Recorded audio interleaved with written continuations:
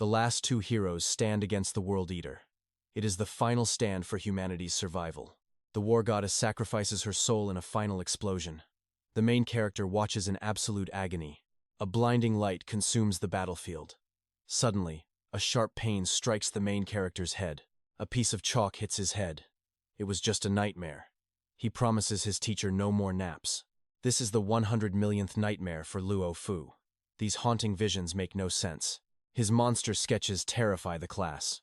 To them, he is just a freakish, lonely orphan. Only the school idol, Yi-Ya, stays by his side. She looks exactly like his dream goddess. Is it fate? Suddenly, the school's red-haired bully drags Luo Fu to the balcony. The thugs insult Yi-Ya. Luo Fu snaps. He refuses to let them disrespect his only friend. A brutal beating follows. Luo Fu coughs blood, but something deep inside him begins to stir. His heart beats with a violent, ancient rhythm. He ignores the pain and prepares to strike back. Raw power explodes. The red-haired bully is hurled through the railing and falls toward the courtyard. Mid-air, a monstrous tentacle snatches the bully. He is torn into two bloody halves instantly. Chaos erupts as students are dragged away. Amidst the slaughter, Yi-Ya appears with a cold gaze. She saves Luo Fu and retreats. But their path is quickly blocked by a mutant horde. Yi-Ya's gentle mask shatters. She pulls a hidden gun and shields Luo Fu with her body. She guns down the monsters with lethal precision. Who is this girl really? The mystery of his past deepens. Yi-Ya decides it is finally time for the truth. Suddenly, a tentacle strikes. Yi-Ya pushes Luo Fu to safety, taking the devastating hit herself. She survives, but the infection spreads. Black veins crawl up her skin as she begs him to run. Monsters swarm her. She screams for Luo Fu to escape and never look back. The trauma triggers a mental explosion. Forbidden memories surface like a violent tidal wave. His past accident was a lie. Images of lab coats and secret experiments flood his mind. A mysterious voice echoes. Yi-Ya is his childhood friend, and his only family left. Luo Fu won't lose her. He ignores the crushing tentacles and reaches for her hand. As Yi-Ya sinks into despair, a hand catches her. Luo Fu has returned for his soulmate. His eyes ignite with a divine golden glow. The world trembles at his legendary awakening. Lightning arcs through the air. The golden aura purifies the infection in Yi-Ya's blood. Her body evolves. Crimson crystal scales form an impenetrable armor over her dying flesh. The virus vanishes. Fully transformed, Yi-Ya leaps into the fray, becoming a whirlwind of death. She slaughters the horde with ease. She turns to Luo Fu, shocked by her new strength. They find a safe zone to hide. Yi-Ya reveals she belongs to Squad 7 of Ui-Lam. Ui-Lam is the world's largest corporation. 3 years ago, their deep-sea lab suffered a disaster. Luo Fu was the sole survivor. His memory loss was a cover-up for a dark conspiracy. They head to the Ui-Lam headquarters for answers. Outside, a warrior named Kidich is fighting. Kidich carves through the mutants with ease. He is a master of the blade. As the beasts fall, he spots a girl opening a door to certain death. "Stay back," he roars. But a monster is already lurking at the threshold. The beast lunges forward. The girl, Raiza, is knocked to the ground, paralyzed by terror. Death is inches away. Suddenly, Yi-Ya drifts onto the scene on a heavy motorcycle. With a cinematic flip, she lands and vaporizes the monster in one fluid motion. Another scream rings out. More monsters surround Raiza. Yi-Ya prepares to strike again, but the main character arrives first. A perfect hero saves the beauty entrance. He crushes the monster and holds Raiza close. "Are you hurt?" he asks softly. Raiza blushes in his arms. But the main character's eyes widen. "Is it really you?" Raya's voice snapped him back. "You know me?" Lak Fu grinned. "At university, you're the legendary campus goddess. No one could miss the stunning beauty of the foreign language department." Raya looked down, feeling slightly embarrassed. "I'm sorry, I don't usually notice the average male students." Being acknowledged by a goddess was a dream. Even though his heart stung, he introduced himself nervously. "I'm Lak Fu." That average label really hurt. The name sounded familiar to Raya. With a look of pure innocence, she delivered a devastating blow. "Lak Fu? Wait, aren't you the useless childhood friend of 𝑑𝒐𝒘𝒆𝒓? Realizing her mistake, she gasped. "I'm so sorry. I didn't mean that." 𝒓 broke into a cold sweat, forced to agree. Well, you're not wrong. He thought to himself, I guess I'm just living in her shadow again. Raya then asked about the shooter. 𝒓, seeing she was safe, waved her over with a grin. He rushed over to check on her. I'm sorry I'm late. Raya smiled. It's fine. 𝒓 saved me. Our main character blushed, scratching his head. Raya turned to 𝒓 with concern in her eyes. Are you hurt? 𝒓 smiled confidently. Suddenly, 𝒐𝒘𝒆𝒓 appeared, her voice cold and sharp. You certainly have a knack for showing up at the last second. 𝒓's face darkened at her sarcasm. Raya quickly interrupted the tension. 𝒐𝒘𝒆𝒓, 𝒓. Thank you both for saving 𝒓 and me. Seeing the goddess bow in gratitude made �'s face turn red as he fumbled for words. Impressed by �𝒘𝒆𝒓's god-tier combat skills, 𝒓 gave her a respectful thumbs up. Not bad, kid. You've got talent. �𝒘𝒆𝒓 ignored the praise, looking toward � with indifference. She hated wasting time on strangers. After the rescue, she grabbed �'s hand. Let's go. We're leaving. � hesitated, feeling bad for the others. Wait, �𝒘𝒆𝒓, shouldn't we stay and help? 𝒓 called out from behind. Wait. You're Raya's classmates and our saviors. I can lead you to safety. He mentioned a nearby evacuation point. � looked confused. An evacuation point? In this chaos? �𝒘𝒆𝒓 wasn't the trusting type. She glared at him. Why should I trust a word you say? 𝒓 struggled to find the right words. Raya stepped in to save the awkward situation. He's my father's bodyguard. He looks like a thug, but he's actually a very kind person. Please, trust him. 𝒓 didn't know whether to laugh or cry at that thug description. Being called scary-looking was a critical hit to his pride. He clutched his chest in dramatic agony. 𝒓 regained his composure. Listen, after this disaster erupted, Raya's father contacted me immediately. City Z is officially in crisis mode. A lethal virus has leaked, and the world is watching. The 𝒊𝒏 group is running the show now. They've placed the entire city under total quarantine. I can't protect the lady alone in this hellscape. I need your strength to reach the extraction zone. � thought it was a solid plan. He turned to his powerful childhood friend to negotiate. �𝒘𝒆𝒓, maybe we should team up? There's strength in numbers. She narrowed her eyes. I already have one burden. Why would I want two more?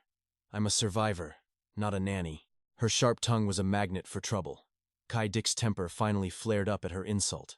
Listen here, little girl. His outburst caught everyone's attention. Who are you calling a burden? Being looked down upon by a teenager was a blow to his ego. He struck a heroic pose. He gripped his axe, ready to show off his elite skills and teach her a lesson. But before he could act, a flying trash bag smacked him right in the face. The atmosphere turned incredibly awkward. The four of them stood there in a long, silent pause. Eventually, they reached an agreement. They piled into a car and sped through the ruined streets. A horde of monsters gave chase, but suddenly, the creatures stopped dead in their tracks. � watched them fade in the distance. That's strange. Why did they stop following us? 𝒓 laughed, blinded by his own arrogance. They probably couldn't keep up with my legendary driving. Suddenly, the steering wheel jerked violently. The car spiraled out of control as everyone screamed. 𝒐𝒘𝒆𝒓's temper exploded. What are you doing? Can't you drive a single straight line? After a frantic struggle, the vehicle finally screeches to a halt. 𝒓 stares at the shredded tire in total disbelief. This makes zero sense. Suddenly, 𝒐𝒘𝒆𝒓 senses something beneath her boots and leans down to investigate the debris. A needle. A trap. A chilling premonition strikes her heart. She snaps her weapon toward the shadows, screaming, Show yourselves! Cold steel greets her neck. An enemy levels a weapon at Raya, ordering them to drop their guns immediately. 𝒐𝒘𝒆𝒓 bites her lip. Ambushed. Masked scavengers emerge from the darkness, their laughter echoing with cruel, arrogant triumph. Out of the car, now! Their leader bellows. He signals his lackey, 𝒊𝒐, to strip them of any hidden firepower. 𝒊𝒐's eyes linger on the beauty with a disgusting glint. Sensing his subordinate's filth, the leader delivers a brutal kick. Focus, you idiot! Search the men first. He sneers, turning his predatory gaze toward the defiant 𝒐𝒘𝒆𝒓 with sick intent. He levels his gun at her, a mocking smirk playing on his lips. This beauty. She belongs to me alone. He traces the barrel down her curves, evaluating her like a prize. Not bad at all. A rare find indeed. Lok Fu's blood boils at the sight. Consumed by rage, our main character roars, "You bastard! Take your hands off her!" But he's no match for these thugs yet. A heavy blow sends him crashing to the dirt, gasping for air. Raya cries out in terror for Lok Fu. The leader just scoffs, his ego swelling at their pathetic display of weakness. "Your barking is starting to annoy me, kid," the leader sneers, looking down at the fallen boy with pure contempt. He presses the muzzle against the main character's temple. "Maybe a bullet will finally teach you how to stay silent." "Stop! Don't hurt him," Raya begs. Her plea only fuels the leader's sick curiosity as he turns his gaze toward her. "An exotic flower?" He chuckles, lunging forward to seize her wrist in a crushing, iron-like and painful grip. Raya winces in agony. The leader's face twists into a lecherous grin. "Looks like I've struck gold today, boys. I've never tasted imported goods before." Seeing her humiliation, Ki Rich's mind snaps. He roars like a cornered beast. "You animals! I'll kill you all." Meanwhile, 𝑑𝒐𝒆𝒓 watches, calculating. Her power isn't enough to stop them all. Even with her hidden strength, she can't control them all instantly. She's trapped in a deadly and desperate stalemate. Lok Fu slams his fist into the ground, cursed by his helplessness. He can only watch her suffer in agony. "Damn it all," he groans. But the leader is already dragging Raya away, ignoring her desperate and tearful struggles. "Come here, girl," he snarls. Raya fights with every ounce of strength, but she's like a lamb in iron claws. She screams for help, but her resistance is futile. Her weak strength is no match for his overwhelming brutality. He throws her into the back of a rusted car. It's useless to resist. No one is coming to save you. His predatory laughter fills the air. Raya screams in terror as the hungry wolf finally closes in on her. Suddenly, a heavy silence falls. A crimson splatter stains the window. Raya freezes in absolute, bone-chilling horror and shock. Outside, the thugs exchange confused glances. "Why is it so quiet? Did the boss finish the job that quickly? Is he done already?" they whisper. Lok Fu senses a shift. A malevolent energy is surging in the deep darkness. The monsters didn't stop chasing them. They were running away. Something truly terrifying was already lurking right here. A presence far more horrific than zombies exists in this darkness. The air turns freezing with pure, ancient malice. "Who's he? Keep an eye on that brat," the thug barks. But the atmosphere has already changed into a nightmare. A shadow erupts. A monstrosity swallows the man whole before he can even utter a single, desperate prayer. Panic explodes. What is that thing? Bullets bounce off its hide like pebbles. Their weapons are just useless toys. Ki Rich feels a surge of dormant power. "Get back," he roars, unleashing a desperate and frantic volley of gunfire. He charges, but the beast is a blur. One swipe sends him flying, crashing into the dirt, completely motionless. He's been knocked out cold. 𝑑𝒐𝒆𝒓 stands paralyzed. Lok Fu screams, "𝑑𝒐𝒆𝒓, get out of there now." The ground trembles as the monster lunges. 𝑑𝒐𝒆𝒓 is terrified. Her strength has vanished after a day's combat. She has no energy left to fight. The beast's massive, grotesque claws wrap around her fragile and trembling frame. "No." Lok Fu's heart shatters. He sees her desperate gaze, praying for the main character to find a way. Is this the end? Will he watch her be eaten? The monster unhinges its hideous, dripping, and hungry maw. It's ready to feast on her flesh. Lok Fu finds his resolve and bellows with everything he has left. "Let her go." The monster pauses, its cold eyes turning toward him. "You're hungry, aren't you?" he whispers darkly. "Then eat everything I've gathered."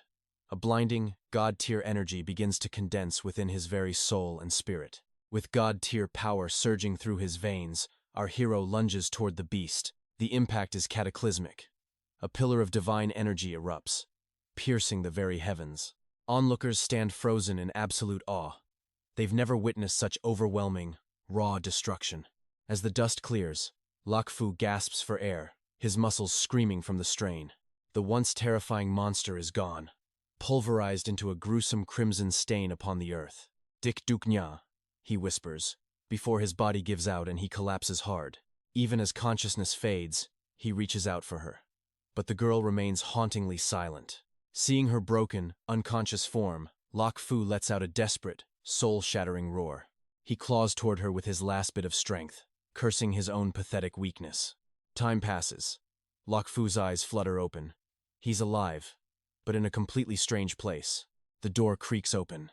Rara rushes in, her face lighting up with pure, unadulterated joy. She throws herself into his arms. 𝒓𝒊, flustered, quickly asks if she's unharmed. 𝒊𝒐𝒆𝒓 leans against the frame, scoffing at the young hero's relentless, stubborn spirit. 𝒓𝒊 notices the man's heavy bandages. Your arm. What happened to you, old man? Just a few shattered bones. 𝒊𝒐𝒆𝒓 laughs.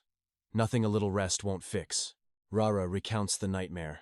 She had survived by hiding beneath the wreckage of a car. She watched in horror as the beast devoured survivors, its jaws dripping with fresh blood. She had stayed silent, paralyzed by fear, as the world outside turned into a slaughterhouse. But then, the monster exploded into gore. Both 𝒓𝒊 and the girl fell lifelessly. I thought it was the end for everyone, she cries, recalling the chaotic, desperate panic. 𝒓𝒊 is stunned. It turns out the other survivors had actually stepped up to help. His heart skips a beat. 𝒐𝒘𝒆𝒓, tell me, where is she right now? Rara leads him to the back. There she lies still unconscious, looking fragile and pale. You've both been out for a full night, 𝒊𝒐𝒆𝒓 explains, his voice heavy with concern. 𝒓𝒊 realizes her mana core is completely drained. She sacrificed everything for that win. He begins to channel his god-tier energy. Step back. I'm going to try something. As his power flows into her, her pulse steadies. But 𝒓𝒊 is left completely exhausted. He needs more. To save her, he must go out and hunt more monster essences. Suddenly, a cheery survivor interrupts. Hey everyone, breakfast is ready, come and get it. The next morning, 𝒓𝒊 prepares. His eyes are cold, filled with a ruler's determination. What?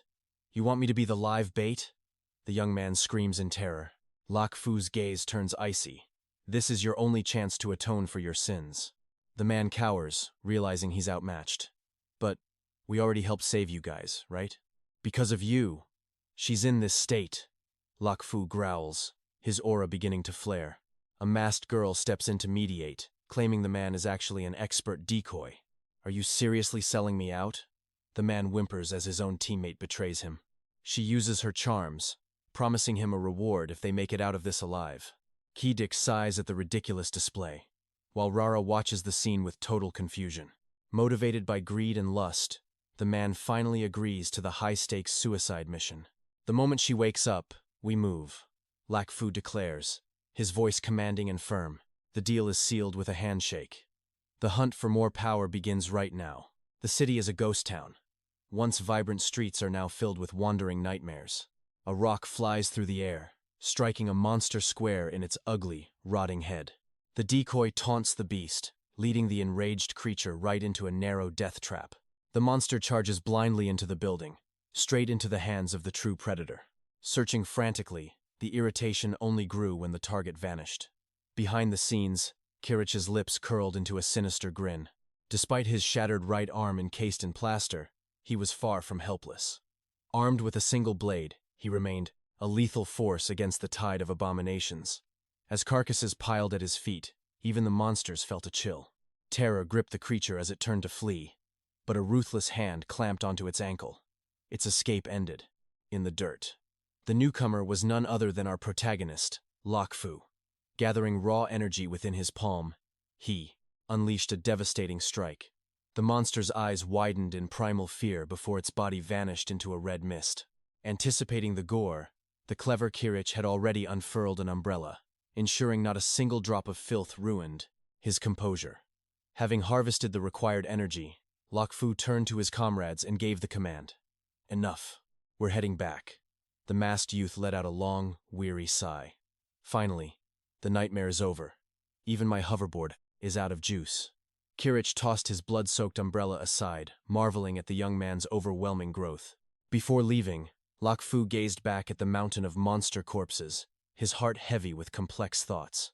He admitted that without their flawless coordination, surviving this alone would have been impossible.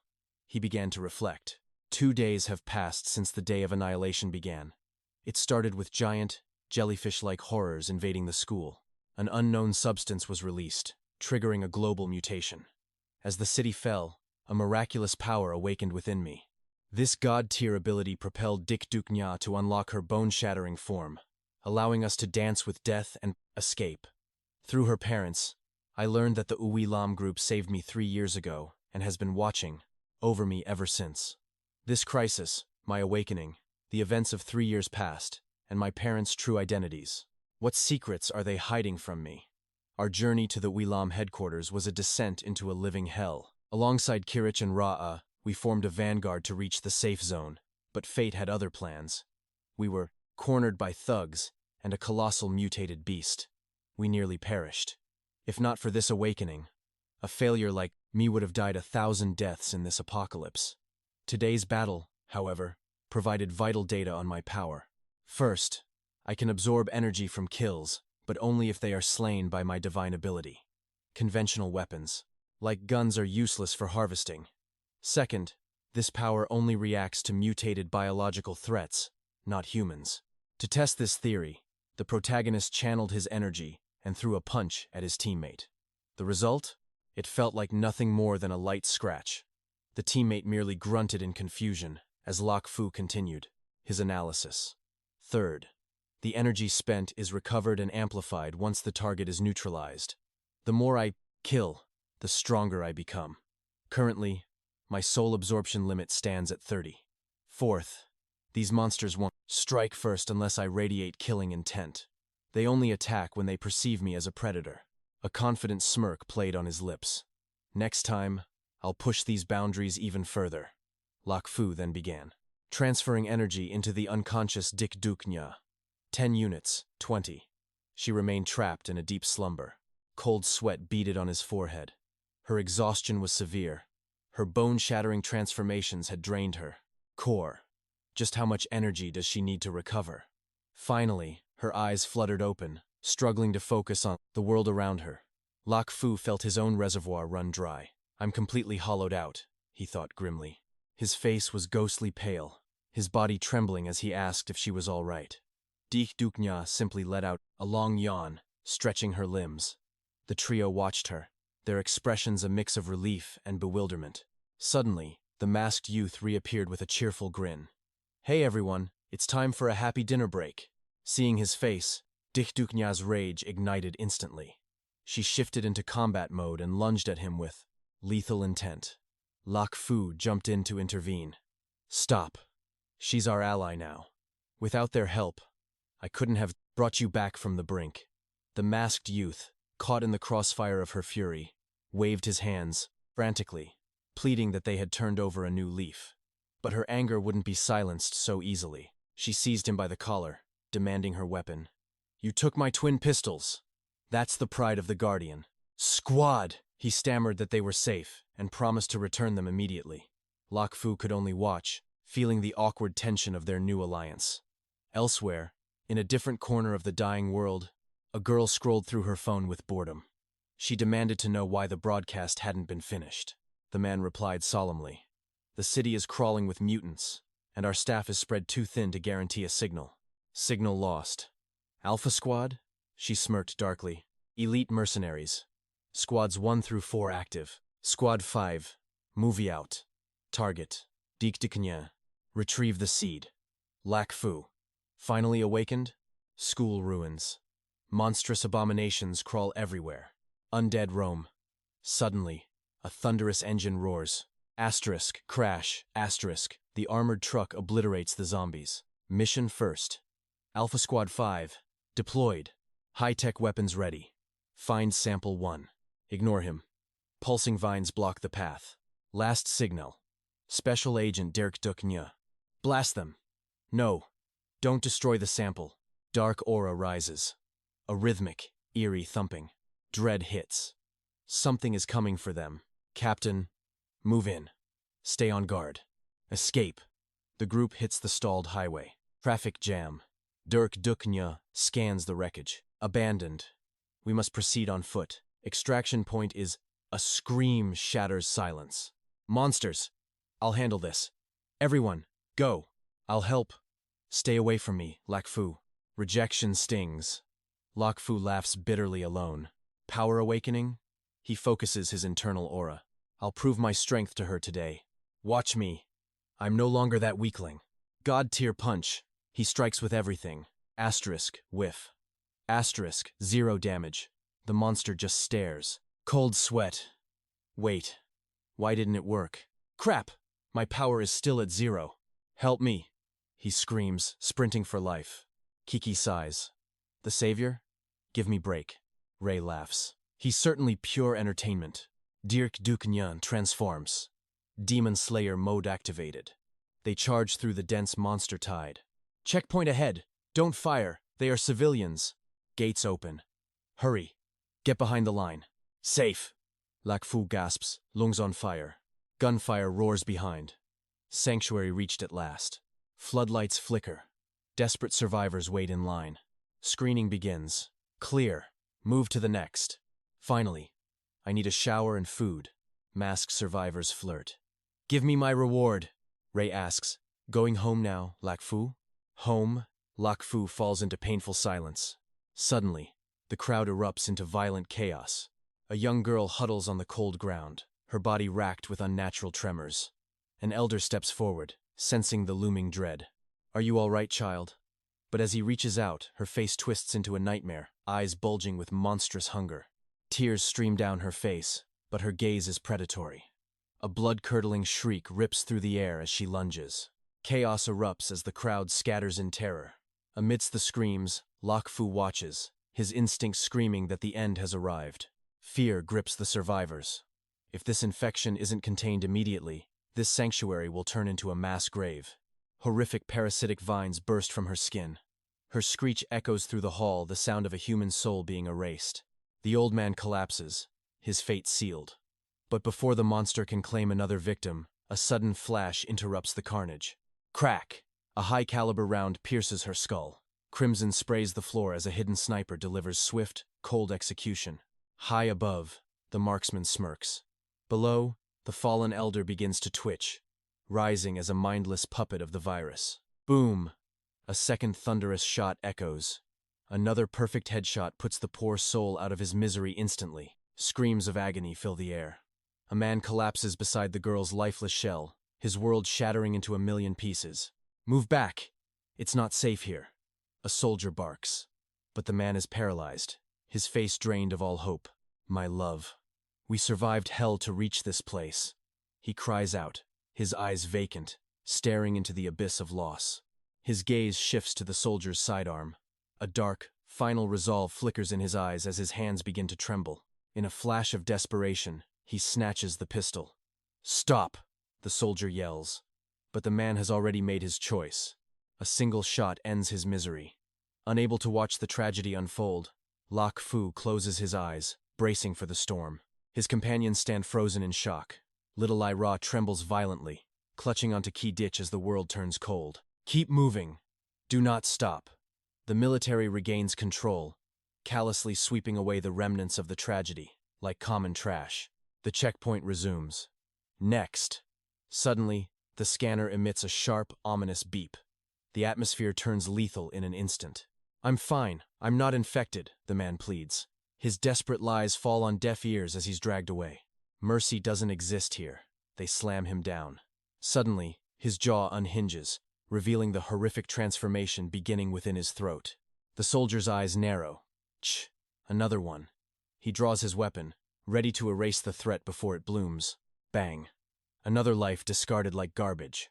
𝒊𝒏𝒄 watches the clinical efficiency of the soldiers, a chill running down his spine. Something is different, 𝒊𝒏𝒄 muses.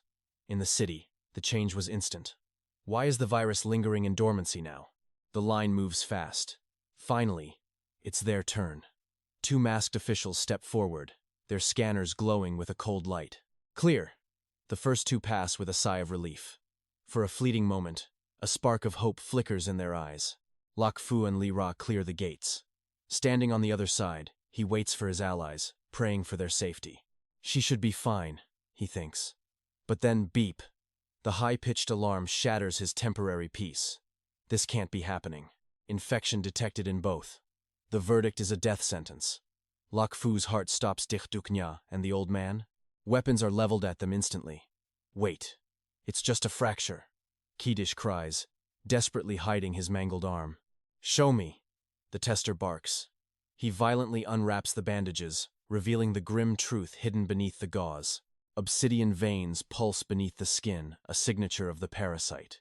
The tester's face pales as he recognizes the deadly pattern. The J-lens strain. The official mutters. It's dormant. It's as if something is forcibly suppressing the mutation from within. Lok Fu's eyes sharpen. J-len. So that's the name of the curse that turned the world into a living nightmare. Turning to 𝑑𝒐𝒘𝒆𝒓, the tester's voice trembles. "You, little girl, what kind of treatment did you receive to survive?" "None," she replies coldly. Her honesty sends a shockwave through the officials.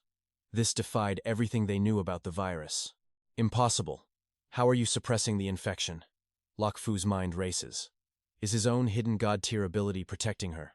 Instead of a bullet, they are granted a reprieve. "Take them to the isolation ward. We need to observe this phenomenon." "Is there a cure?" someone screams. The doctor avoids their gaze. "We're doing everything we can, but there are no guarantees." Rage ignites in the crowd. "Liar! If they can be saved, why did you slaughter everyone else in line like cattle? If they turn into monsters, we're all dead. Get those freaks out of here before they kill us all." The mob erupts. "Throw them to the zombies. We won't share our sanctuary with walking, ticking time bombs." Ugly insults rain down on 𝑑𝒐𝒘𝒆𝒓 and 𝑘𝒑𝒐𝒃. The security detail struggles to hold back the tide of hatred. "Back off! Now!" the guards shout. But the crowd's venomous screams only grow louder, targeting the survivors like hungry wolves. In the face of certain death, the true monsters aren't the zombies, it's the people standing right next to you. "Get out! Just leave already." 𝒑𝒑𝒃's expression darkened instantly. "Fine. I'll go and apologize to the family." Nya and Lok Fu followed close behind. Seeing them leave, Lok Fu cried out in desperation. "Wait! Don't go! Listen to the doctor and stay." But the mob drowned him out with roars of hate. "Get out! If you love him so much, then rot outside with him." They refused to breathe the same air as a monster. Their venomous words cut deeper than any blade. Lok Fu exploded in rage at their sheer cruelty. But before things escalated, Duke Nya stepped toward the guards. "I am Sergeant Duke Nya of Security Unit 7. Take me to your commanding officer immediately." The soldier hesitated, surprised by her rank. Meanwhile, the restless crowd began to jeer again. "Look at them protecting their own. Pathetic. No special treatment. Kill the infected or get them out. Execution is the only way. Kill them all."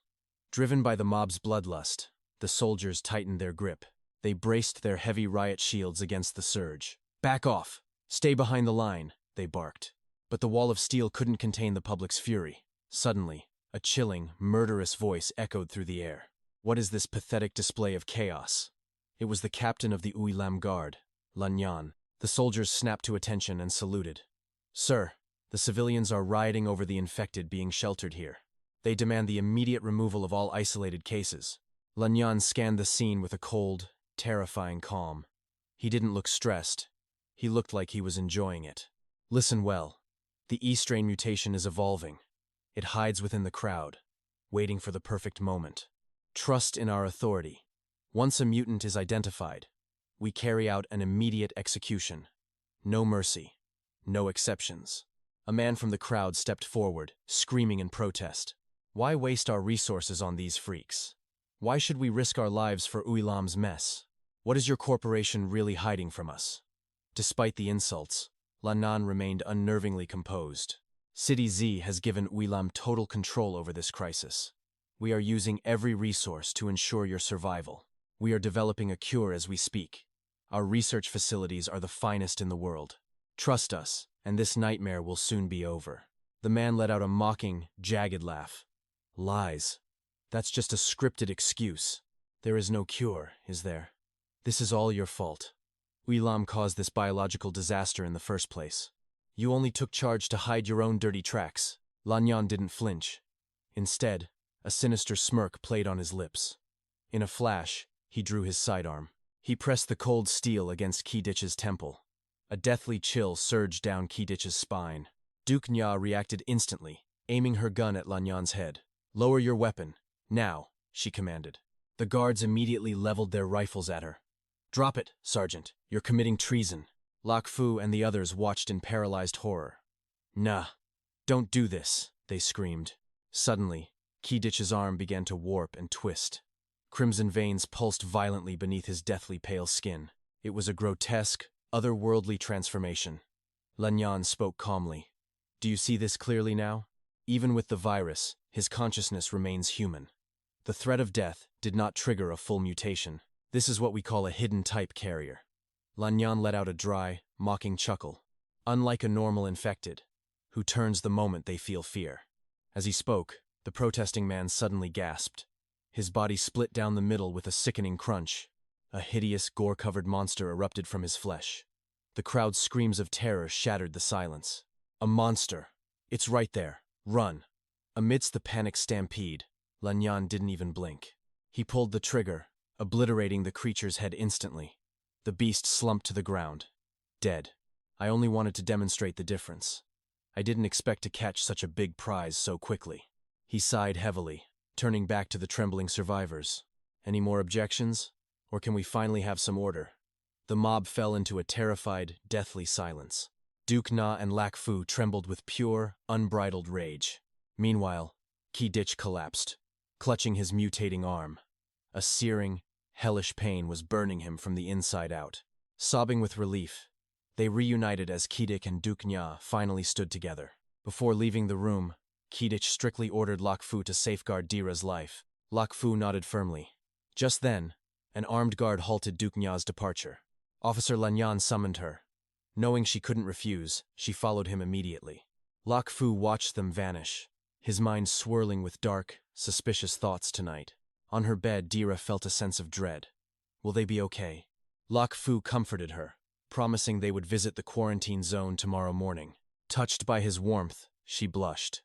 As he turned to leave, she whispered, "Good night, Lak Fu." He gently dimmed the lights before heading to his room. Suddenly, shouting erupted nearby. Lak Fu paused, wondering what the chaos was about. A mob of survivors confronted the guards, desperate to find a way out. 2 days already. Where are the promised rescue flights?" the angry crowd screamed. The commander roared back, telling everyone to shut up and wait for orders. "At least let us see our families in quarantine," a man cried out desperately. From the shadows, Lak Fu watched. The commander then dropped a bombshell truth. "They have already been moved." Silence fell. Lak Fu's heart sank with dread. Something was wrong. Moving the infected in secret? He had to find them. He sprinted toward the restricted zone, but a sentry blocked his path instantly. "Who goes there? This area is off-limits." The guard barked, hand on his gun. Lak Fu lied quickly. "Infected broke loose in the dorms. Go. Help them now." Panicked, the guard scrambled to his radio to report a mass infection outbreak. "Sector B, respond." "Do you copy?" The radio crackled as someone finally answered. "Sector B is normal. No signs of infection." The guard froze in confusion. By then, Lak Fu had vanished. He was already nearing the quarantine zone's edge. Helicopters hummed in the dark. Lak Fu realized they were only transporting the sick. Without hesitation, he leaped onto a departing chopper, shocking everyone on board. "What the hell? A kid?" A soldier grabbed him, screaming for the guards. Lak Fu scanned the faces of the infected, searching for his missing friends. They weren't there. Suddenly, a cold barrel of a gun pressed against his head. Death loomed near. Lak Fu raised his hands, appearing to surrender to the soldiers. But then, God-tier power surged. "Move, or I will turn this place to ash." The soldiers recoiled in terror, screaming about explosives as a blinding light erupted. A massive flash blinded the hangar. By the time it cleared, he was gone. "Damn that brat," the guards cursed, realizing they had been played like fools. Hiding in the shadows, Lak Fu realized the military's priority was not the living. Only the infected were being evacuated. Why were the healthy left behind to rot? Angry civilians crowded the guards again, demanding to know when they could leave. The guards' patience snapped. Amidst the noise, Lak Fu felt a familiar presence. Duke Na's aura. Was she mutating? The energy signature was coming from upstairs. A soldier rushed into the commander's office, reporting an intruder on the loose. Lanyan waved him off, claiming the intruder was just a guest for tea. The guards stared at Lannan's bruised, swollen face, confused by his commander's state. "Is there a problem with my face?" Lannan hissed. scaring the guard away. Inside the room, the tension broke. 𝒊𝒏 and Duke Nya shared an awkward look. So, it was all just a big misunderstanding? 𝒊𝒏 muttered, scratching his head. Loren flared up in a surge of pure rage. Are you really testing me? He spat. Calming his racing heart, he greeted the legendary 𝒐𝒘 Nya. It's been far too long. She looked on in stunned silence. Our main character wondered, did these two share a secret past? Pulling out his phone, Loren revealed a faded photograph. We were classmates back in the elite training camp. The memory finally clicked for her. Ah, the scout who failed everything except sneak attacks. Loren's pride shattered like glass. Hey, even among friends, that's a low blow. But the playful air vanished instantly. Cold steel leveled toward her as his gaze turned icy. The infection has already claimed you, hasn't it? If you turn, I won't hesitate to pull the trigger. Fury flashed in 𝒐𝒘 Nya's eyes. You dare point a weapon at me? In a blur of motion, she sent him flying. She loathed nothing more than being held at gunpoint. Nursing his bruises, Loren sighed in defeat. Fine. But why on earth are you two here? We're heading straight for the 𝒊𝒏 headquarters, she declared firmly. His face drained of all color. Do you have any idea what they do to the infected there? You won't be guests. You'll be lab rats for their twisted experiments. 𝒊𝒏 froze as the horrifying realization set in. So that's why the helicopters ignored the healthy survivors. Why would they commit such an atrocity? Loren trembled, his voice barely a whisper. The higher-ups have already signed this city's death warrant. He screamed, unable to contain the despair. The blockade is a total lie. There is no safety, only a hollow facade of hope. They created extraction points just to lure the desperate. A cruel trap set 1 kilometer away. 𝒊𝒏 and 𝒐𝒘 Nya stood paralyzed by the betrayal. The truth was more infectious than the virus. They spread false hope to harvest the latent infected, shipping them off like cargo to the main labs. Why stay silent? 𝒊𝒏 demanded. Why not call for international intervention? Loren let out a hollow, bitter laugh. And watch the company's stock prices plummet to zero? The board would execute me before the virus even had a chance. 𝒊𝒏's eyes glowed with a terrifying, godlike conviction. What if I told you I could end this nightmare? Would you still follow those spineless, cowardly orders? Loren's resolve began to crumble. I'm breaking into that quarantine zone to save them all. Then, we evacuate every single soul left behind. Loren gasped, his mind reeling from the impossibility. You can actually cure the incurable? A storm of conflict raged within the soldier's heart. He had been 𝒊𝒏's most loyal pawn until now. Damn it! This corporation is nothing but a den of monsters. He finally chose his side. Loren marched toward the restricted zone, face battered and bruised. Lieutenant, your face, the guards gasped. Shut your mouths and open the damn gates, he roared. He led 𝒊𝒏 and 𝒐𝒘 Nya into the heart of the abyss. The guards watched, sensing something was deeply wrong. Surveying the misery, 𝒊𝒏's heart grew heavy. What has become of these people? The medic sighed, exhausted by the mounting death toll. They've crossed the threshold into total, violent madness. Suddenly, a panicked medic burst through the heavy doors. Emergency! Room 17 has gone completely berserk. Is it the foreigner? 𝒊𝒏's blood ran cold at the mention of his friend. It was Kirich. The virus had finally fractured his mind. He was no longer a man, but a beast. They rushed to the cell, but Kirich lunged with lethal intent. A roar of pure agony echoed through the halls. 𝒐𝒘 Nya deflected the killing blow just in time. Any normal human would have been torn apart instantly. Loren raised his pistol, ready to end the threat. But 𝒊𝒏 shoved the barrel aside with a roar. Don't you dare touch him. He stepped toward the monster, his voice trembling with emotion. Uncle, it's me, 𝒊𝒏. You have to fight this. We didn't survive hell just to end like this. Think of 𝒐𝒘. She's waiting for you to come home. At the mention of his daughter, Kirich froze. A spark of humanity flickered in his bloodshot eyes. Die. Raw, he rasped, as 𝒊𝒏 made his move. Determined to never let tragedy strike again, the protagonist channels immense power into his palm. He prepares to purge every trace of the virus from Kirich's body, leaving absolutely nothing behind. Total eradication is the only way. Witnesses stand frozen in absolute awe at this impossible display. Gripping Kirich's arm tight, he unleashes a cleansing wave, roaring for his comrade to wake up. Luo Fu's god-tier ability illuminates the room as he forcibly absorbs the deadly virus into himself. Consciousness returns as the corruption fades, the terrifying black veins vanishing from his skin instantly. The room erupts in disbelief. He has recovered. Gasping for air, Luo Fu asks 𝑗𝒌 how he feels. Stabilized now, 𝑗𝒌 softly thanks him while staring at his hands, finally free from the infection.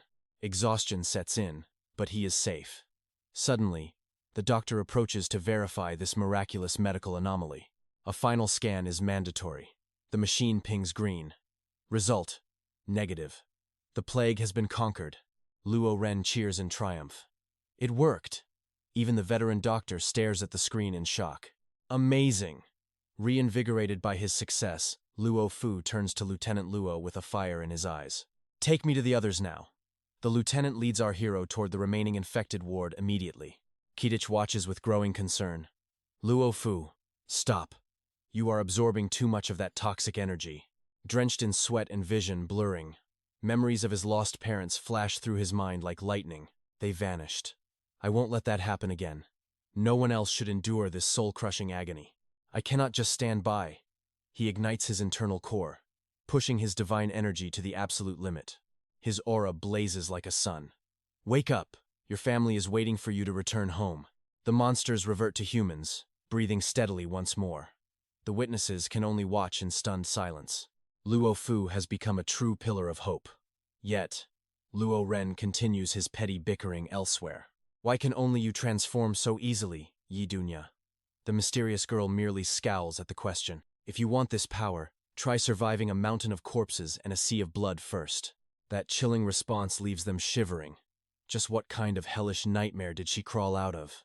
Another negative notification rings out. Another soul saved from the brink of becoming a mindless beast. Wiping his brow, Luo Fu keeps his stance. Next, his hands move like a blur of salvation. The virus is drained repeatedly.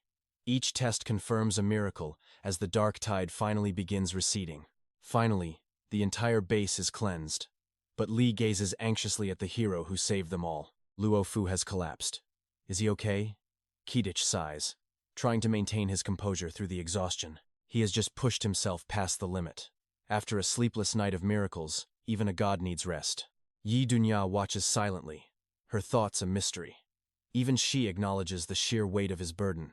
A sudden commotion breaks the silence. The fearful civilians spot the former infected and begin to panic. Look, are they not infected? How did they get in here? Someone call the guards immediately. Hurry. 𝑗𝒌 slams the medical report down. Look at the data. We are officially cleared of all risks. Our quarantine is over. The crowd erupts. Could it be? Has a real cure finally been found? Is this fake? A girl rushes forward, tears streaming down her face, desperate for one single answer. What about our families? 𝑗𝒌 responds softly, urging them to go see the miracle with their own eyes. They are recovering. Driven by hope, the mob transforms into a frantic rush toward the medical wards. The news spreads like wildfire. A cure? Is it true? The halls echo with footsteps of the hopeful. Silence finally returns. 𝑗𝒌 sighs in relief. But this momentary peace is destined to be shattered. Suddenly, violent nausea strikes. His face contorts in agony as Li watches in total horror. Something is wrong. 𝑗𝒌.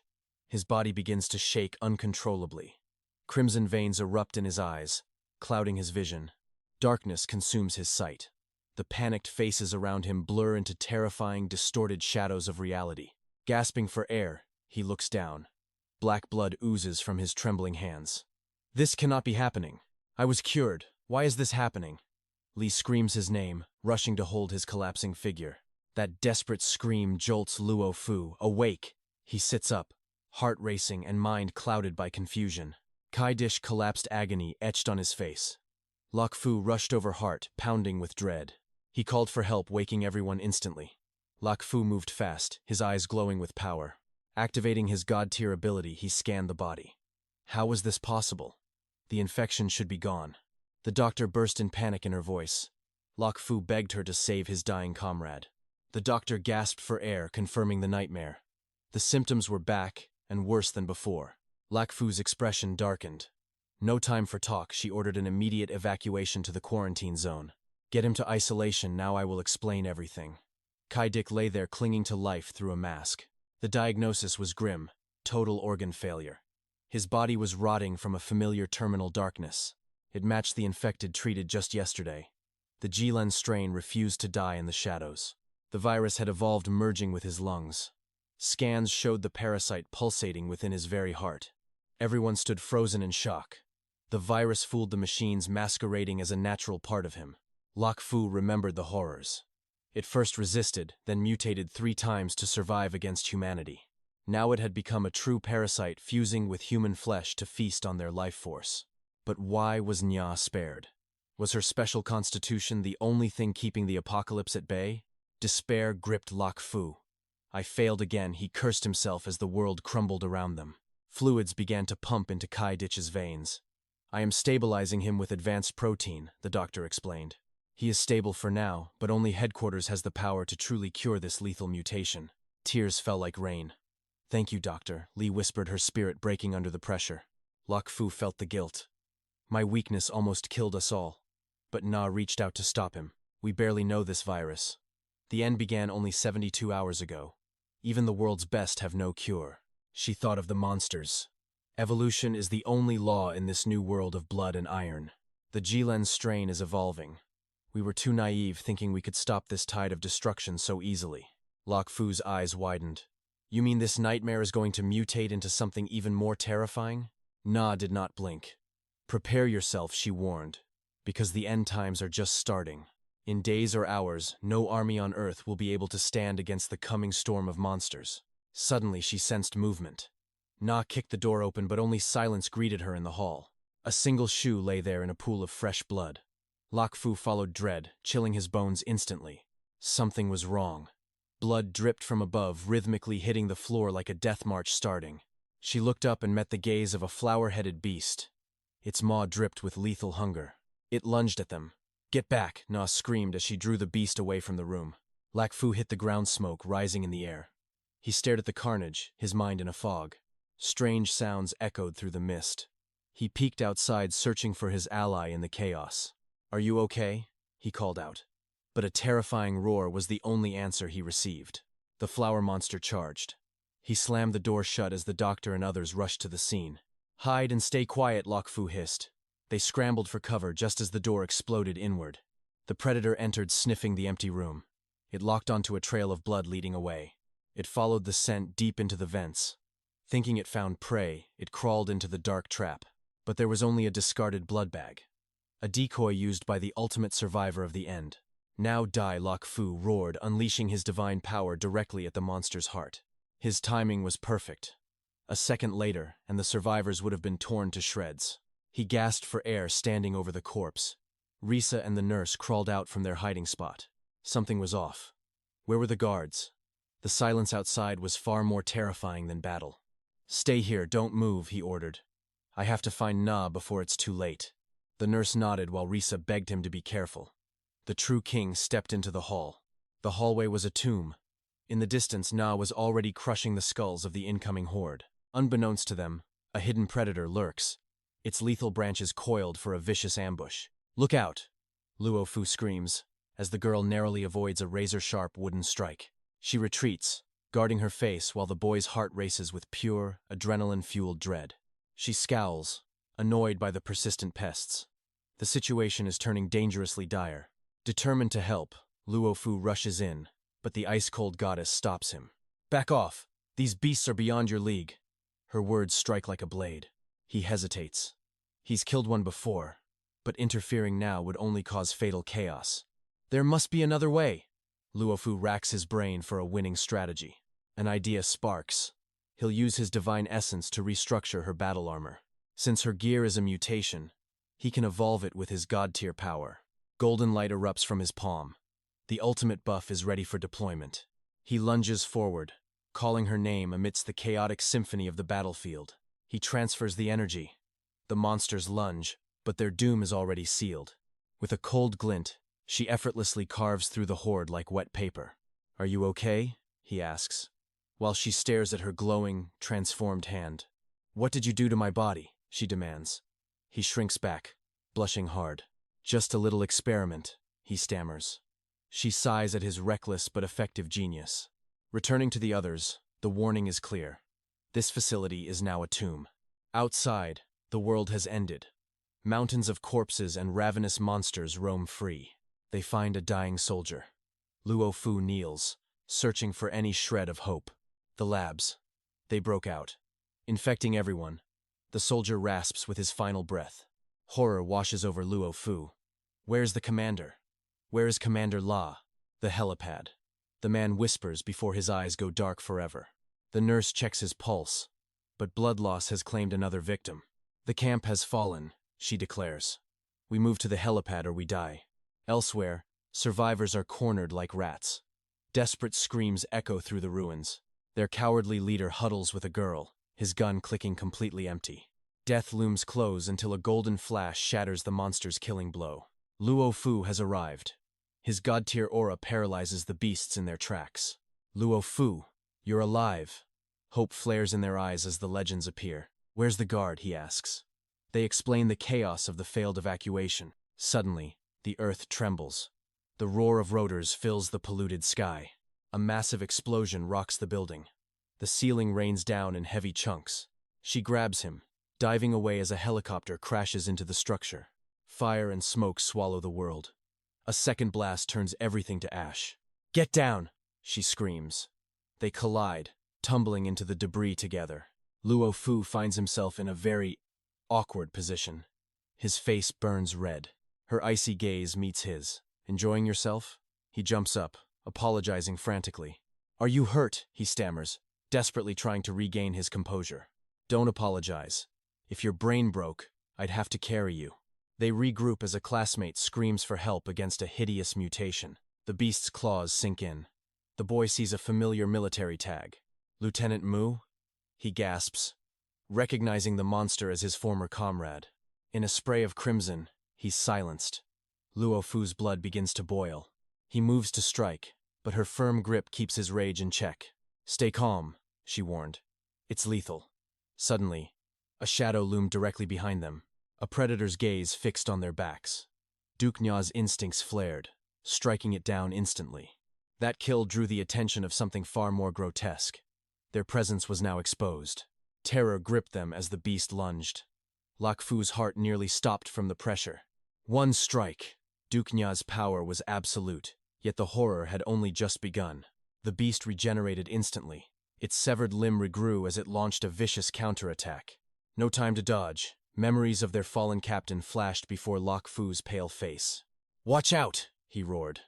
Deep within, a dormant, god-tier power finally began to awaken. Golden aura erupted as his face twisted with rage. I said, Stop right there. Divine golden chains surged forth, shackling the monster in an unbreakable, celestial grip. Run now. I can't hold it. 𝒐𝒘𝒆𝒓 grabbed his hand, fleeing the nightmare.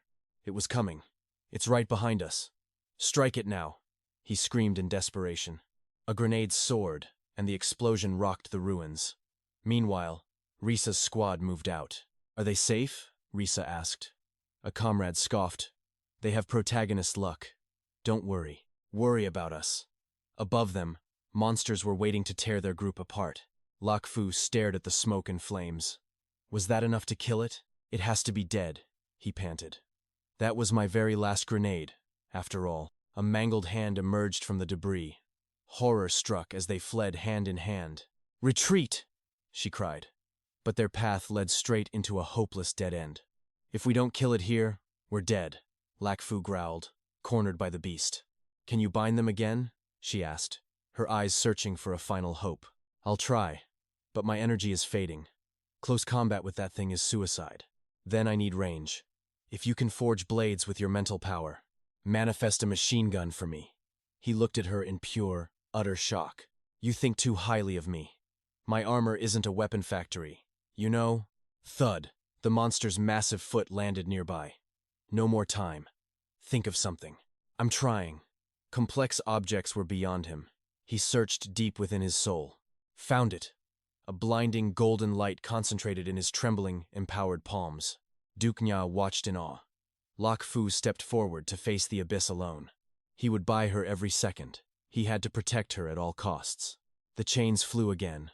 A desperate gambit while her weapon took its final shape. It dodged. The beast was evolving, learning his every move and combat rhythm. 3 meters. 2. He stood his ground. Is this all you've got, monster? He unleashed everything. A new legendary technique descended from the darkened, stormy sky. The first chain was just a warm-up. A massive cage of light slammed down. He never imagined the beast would shatter those iron chains so effortlessly. Could this be a miracle? Panic set in as he called out, 𝑑𝒐𝒘𝒆𝒓, are you all right? Then, through the thick haze of dust, her arm was now a masterpiece of destruction. The predator had become the prey. She aimed. A beam of pure annihilation tore through the monster's hollow chest. Direct hit, she shouted. Your mental power gave me the perfect opening to strike. She showed her spiked soles. These allow me to dominate any terrain or wall. Huh. You look pretty badass like that, he admitted with a shaky, relieved smirk. The beast was pinned, its lifeblood staining the walls in a truly gory display. It's finally over, he whispered. But 𝒐𝒘𝒆𝒓 stayed alert, sensing more danger. We must burn the remains. Suddenly, a desperate scream for help echoed nearby. 𝒏𝒊𝒏 gasped, blood running cold. Lisa's in trouble. Move now. The inferno roared behind them as they raced toward the screams. A predator watched while Ray's agonizing shrieks pierced the air. What hell is this? They sprinted toward the source of chaos. A nightmare awaited. Ray was swarmed. Her medic was already decapitated. A life extinguished.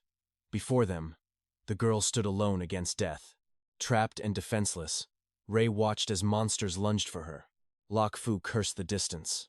His chains couldn't reach her. 𝒐𝒘𝒆𝒓, go! But the horde formed an impenetrable wall. The path was choked. There was no clear shot. Suddenly, the dead pivoted, locking onto them with hungry eyes. Horror. Their elite comrades had transformed into grotesque, bloodthirsty abominations. Focus! They aren't human anymore. In a flash, Ray was tackled. She was bitten, but a thunderous kick sent the monster flying. 𝒐𝒘𝒆𝒓 arrived. He urged Ray up, oblivious to the shadow. Before he could react, an undead beast pinned his throat. Swarmed and bitten, 𝒐𝒘𝒆𝒓's eyes ignited with a crimson glow. His face warped. 𝒏𝒊𝒏 unleashed his ultimate god-tier ability. The horde blasted skyward. 𝒏𝒊𝒏 signaled 𝒐𝒘𝒆𝒓's lethal dance. Using his chains as a springboard, she soared like a blade. She shredded the monsters into crimson confetti. An absolute slaughter. She landed amidst gore. The battlefield reflected her terrifying power. Chains retracted. 𝒐𝒘𝒆𝒓 rose, chillingly clutching 2 severed heads. They froze. Had their comrade fallen to the virus's embrace? He was bitten, yet his eyes held a spark of reason. He gathered Ray, his face etched with agonizing guilt and despair. Ambush! A lethal projectile whistled straight toward 𝒏𝒊𝒏's heart. 𝒐𝒘𝒆𝒓 shoved him aside, but a new tragedy struck. She became a human shield, taking the devastating blow for him. She collapsed. From the smoke emerged the giant they thought dead. The grenade failed. The beast had tracked them for revenge.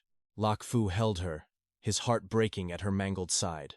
I'm fine, she whispered, though her pale face told another story. Her will was legendary. Suddenly, the ground began to tremble again. The Titan approached, its roar shaking the heavens. It lived. Seismic footsteps crushed hope, radiating an aura of absolute death. Go, get out. 𝒐𝒘𝒆𝒓's voice was a rasp as he held Ray. He thrust Ray to 𝒏𝒊𝒏 and faced the doom alone. Stop, 𝒏𝒊𝒏 cried.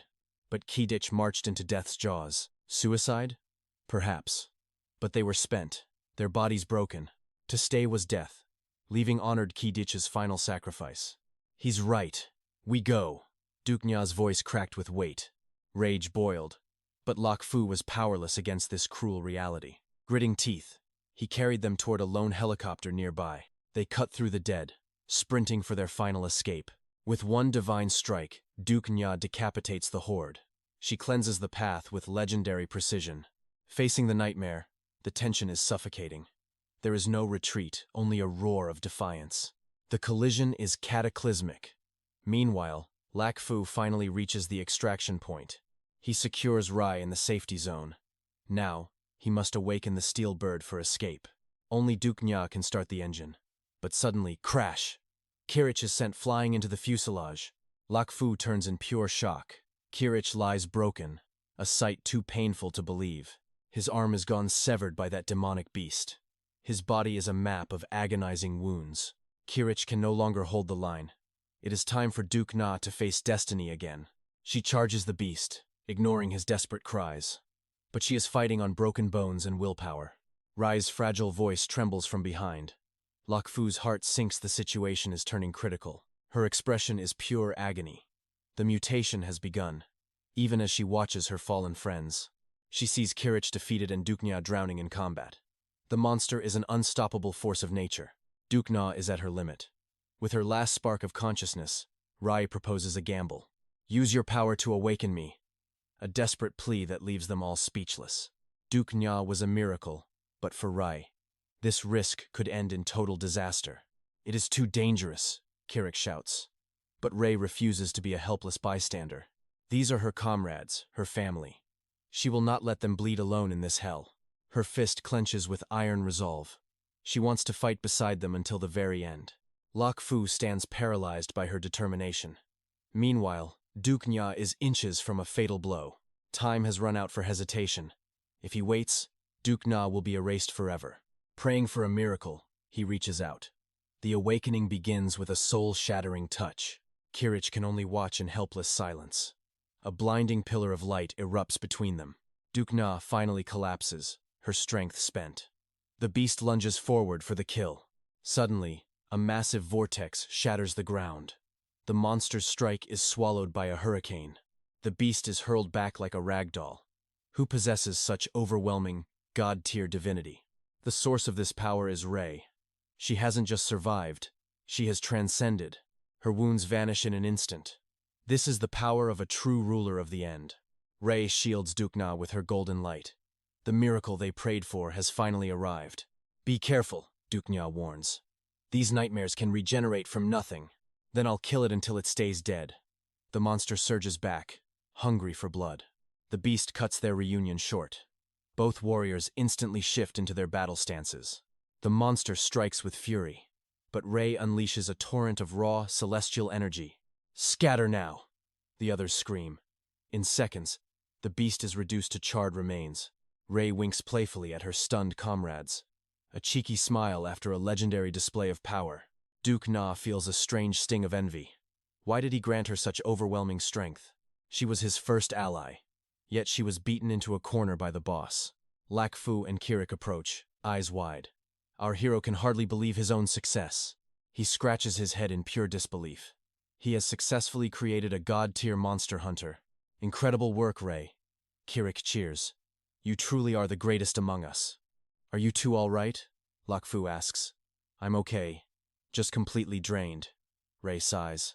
We must leave before more arrive, he urges. But his warning comes a second too late. The nightmare rises from the ashes again. Rai can't help but groan in frustration. Why won't it just stay dead? Aim for the feet. We will support you. Copy that, she shouts back. The beast charges with murderous, undying intent. Rai focuses every ounce of her new power. The final judgment is about to fall. The hero and 𝒐𝒊 strike back. Lock the chains now. The battle turns brutal. The beast is pinned as Rai strikes. The monster is unscathed. 𝒐𝒊 curses in total, bitter defeat. My last bone spike. The hero gasps, wiping blood and sweat. The chains shatter. Rai is exhausted. She can't hold on anymore. The monster slams Rai down. Her scream of agony fills the air. 𝒊𝒆𝒓 rushes in. Wait! The hero shouts, fearing the worst. The beast blocks the strike effortlessly. 𝒊𝒆𝒓 is caught like a toy. It seizes his weapon. Cold sweat pours down the hero's face. The monster turns the blade. 𝒊𝒆𝒓 is skewered by his own steel. He coughs up blood. Rai screams his name in pure horror. Damn it! The hero charges. 𝒐𝒊 tries to stop him. This is it. The ultimate viral mutation.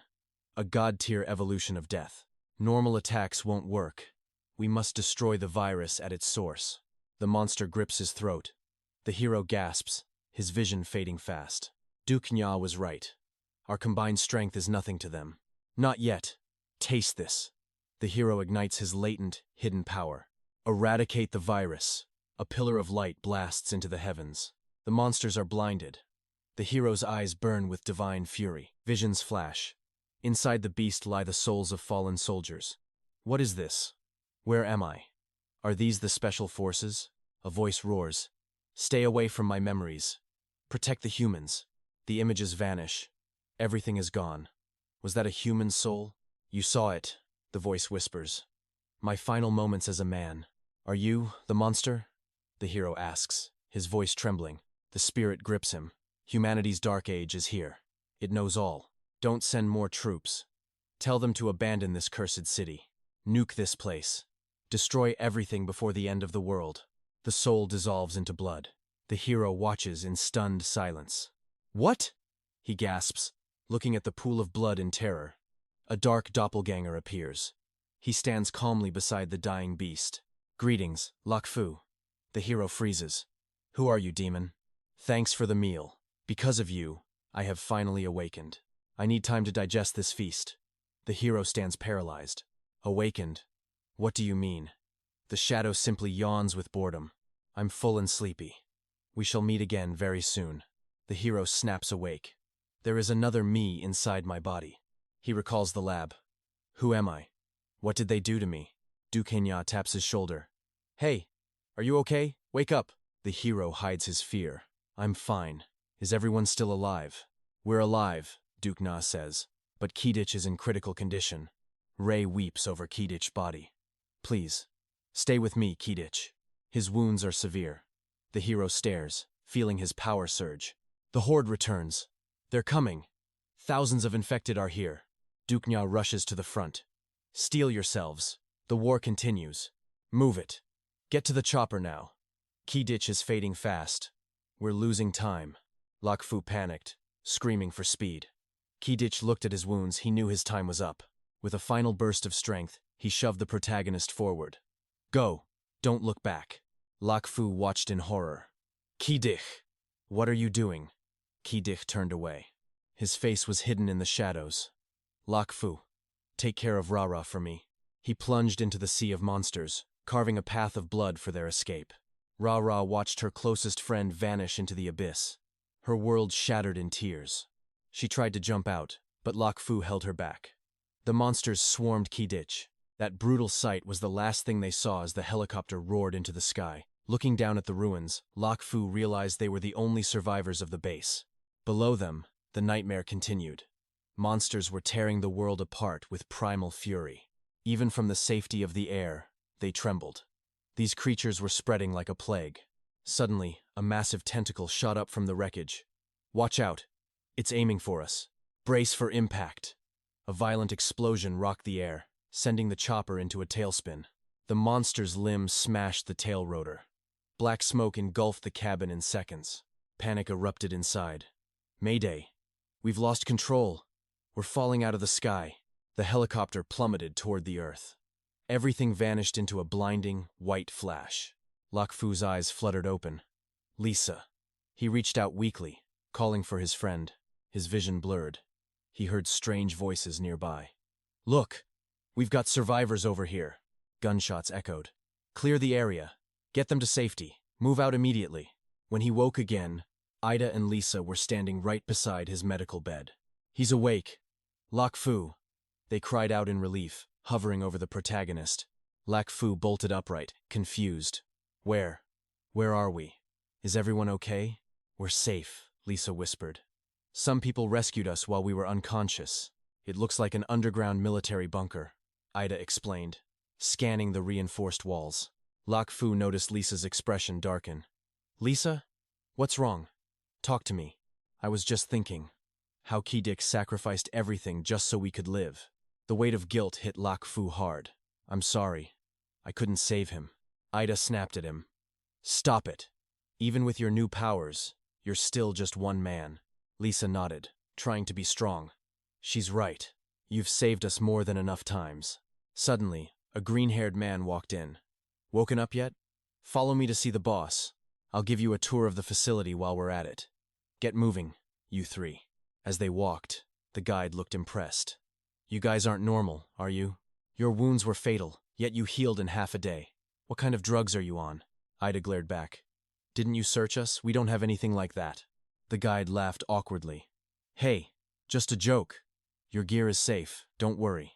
𝒓𝒊 looked at his unscarred hand. Is this? Because of the monster's energy? By devouring that beast's essence, did I inherit its god-tier regeneration ability? He realized Lisa and Ida were healing fast too. Did my awakening affect them as well? He spotted a guard brutally beating a worker in the corner of the hall. The worker curled into a ball, trembling. The guide just kept talking casually.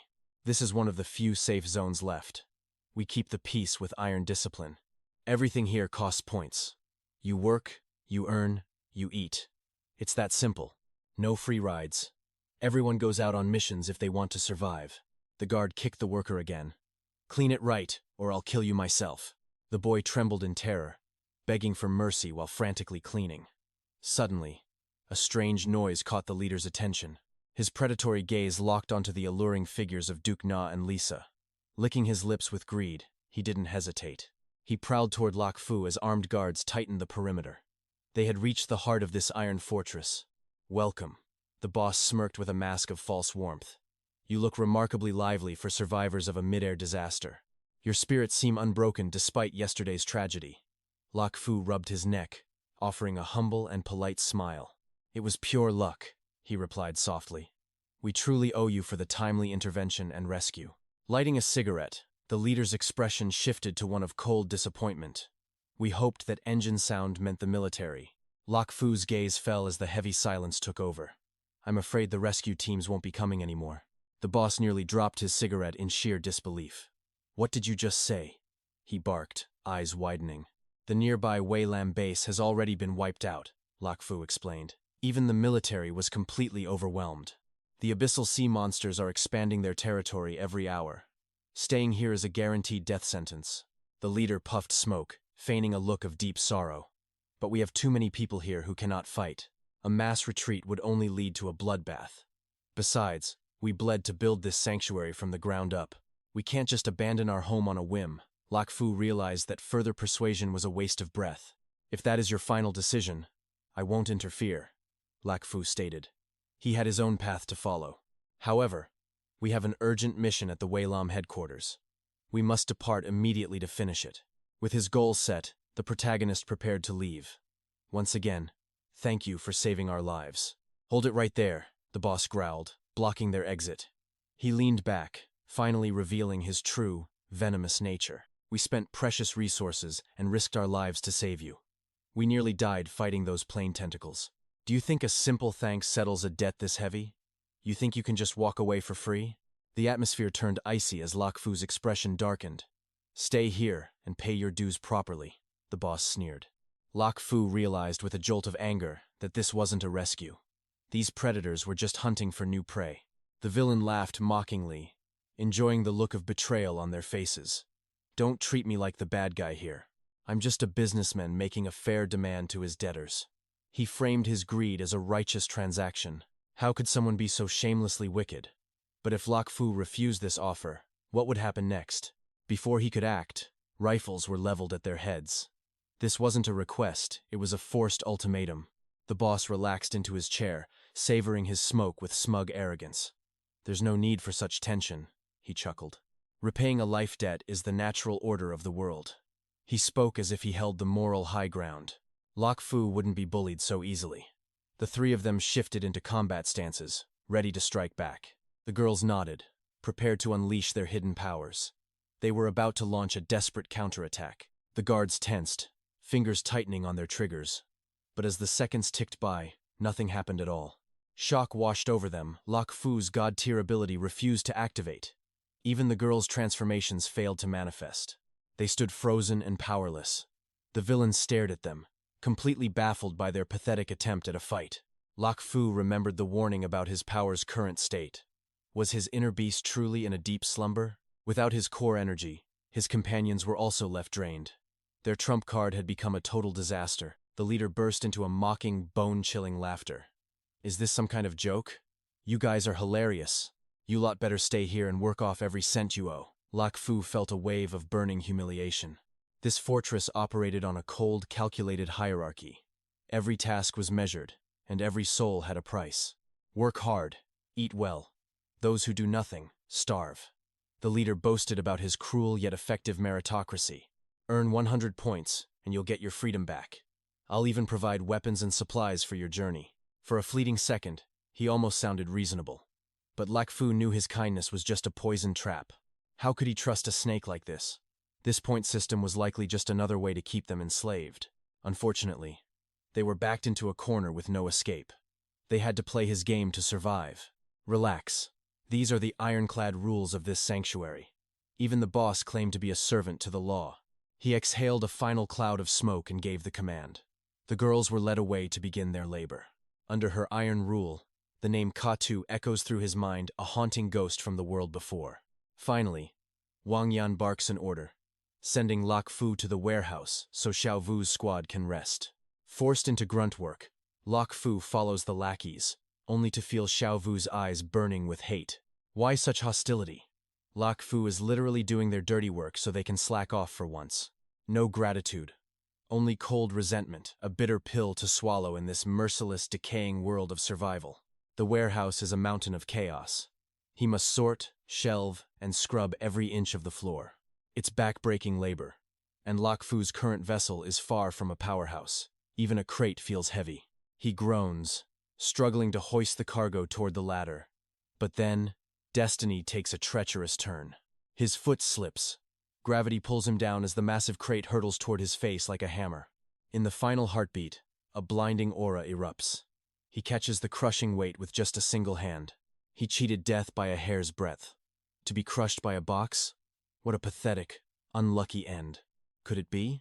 Has his god-tier ability finally awakened? This power feels different, vastly more explosive than before. His arm pulses with raw, divine strength. Perhaps his body has finally finished absorbing the mysterious essence. Unbelievable. With a flick of his wrist, 𝒓𝒊 makes the heavy crate float effortlessly in midair. Danger seems to trigger his evolution. Every crisis forces his subconscious to rewrite the laws of power. Joy surges as he begins juggling the crates like toys. If this keeps up, he'll finish in seconds. But as the last box lands, the world begins to spin. 𝒓𝒊 collapses, gasping for precious air. 5 minutes. That's all the god-tier strength lasted. It's a fleeting miracle that devours his physical stamina. This overwhelming power is a double-edged sword, directly burning through his weak and untrained mortal body. He must forge his physique into a weapon. Suddenly, Wang Yan's shadow looms at the warehouse entrance. The tyrant accuses him of slacking, oblivious to the fact that the entire warehouse is already pristine. Why this sudden inspection? Luckily, the divine aura vanished just before the predator could sense anything unusual. Wang Yan smirks with pure contempt. Finally using your head, boy? He mocks with a cruel grin. 𝒓𝒊 needs points to keep his 3-person family alive. But the tyrant's greed knows no bounds. The crates are slightly crooked. -5 points. Wang Yan plays judge, jury, and executioner with his life. He drops a cigarette butt and sneers. Trash on the floor? Another 5 points gone. Pure, malicious sabotage. Rage boils in 𝒓𝒊's veins. He barks back, only to be slapped with a 10-point penalty. Wang Yan's pistol cold presses against his skull. I gave you a home, you ungrateful, backstabbing stray dog. This isn't justice. It's a predator hunting its prey. 𝒓𝒊 isn't a killer, just a man cornered. Facing the barrel of a gun, he has no choice but to endure. A brutal kick sends him reeling. Fix your attitude. Wang Yan laughs. We're all friends here, aren't we? The man is a true monster. In this apocalypse, the vilest scumbags aren't the zombies, they're the ones holding the guns and the points. Night falls on the mess hall. The aroma of high-tier food is a torture to his starving stomach. The menu is a dream, but everything requires points. Points that 𝒓𝒊 now lacks entirely. Hunger gnaws at his soul. As the staff grumbles, he realizes he's trapped in a cycle of poverty.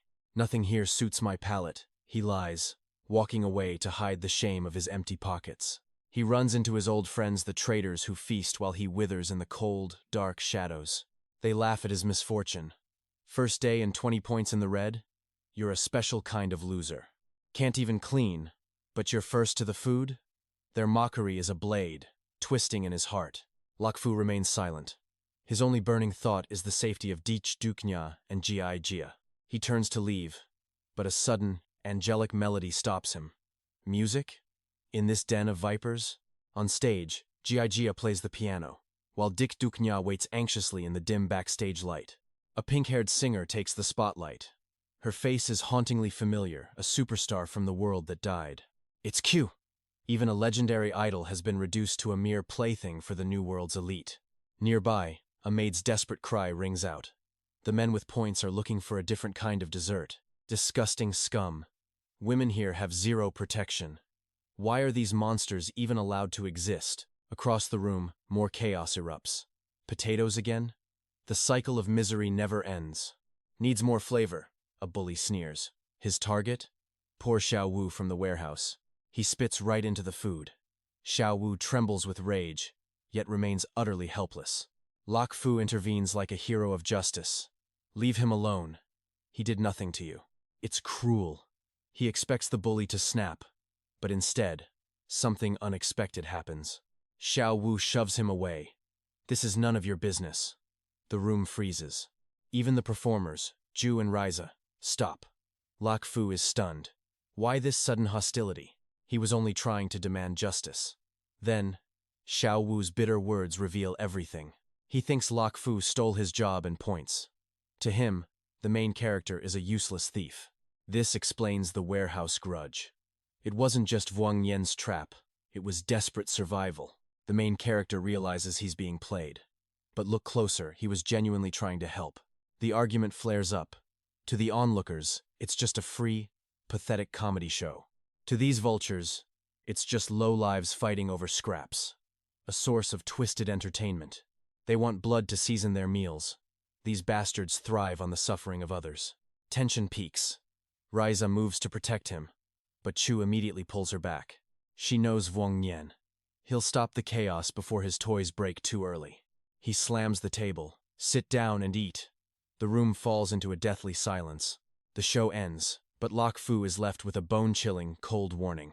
Might makes right here. Stop playing hero and keep your head down. You think the police are coming? Wake up. His words are a brutal, undeniable truth. Lok Fu is speechless. In this hellish apocalypse, silence is his only shield. Adapt or die. Wang Yan leaves with his thugs, ordering Lok Fu to scrub the floor like a slave. Suddenly, a man in a wheelchair approaches. Does their arrogance make your skin crawl? He feels the same resentment. But there's a dark, logical reason for this madness. Without these monsters hunting supplies and killing beasts, this base would crumble instantly.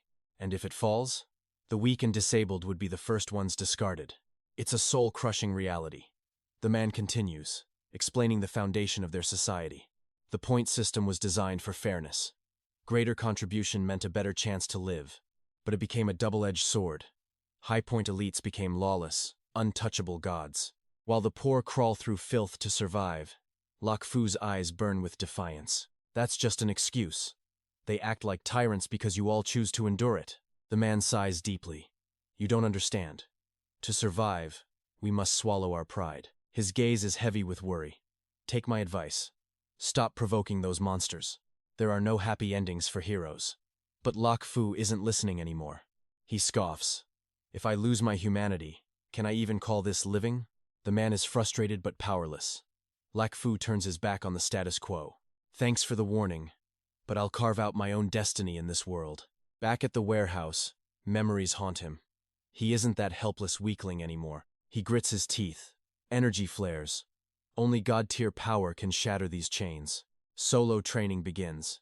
He must master his awakening ability to crush his enemies. Drenched in sweat, he pauses.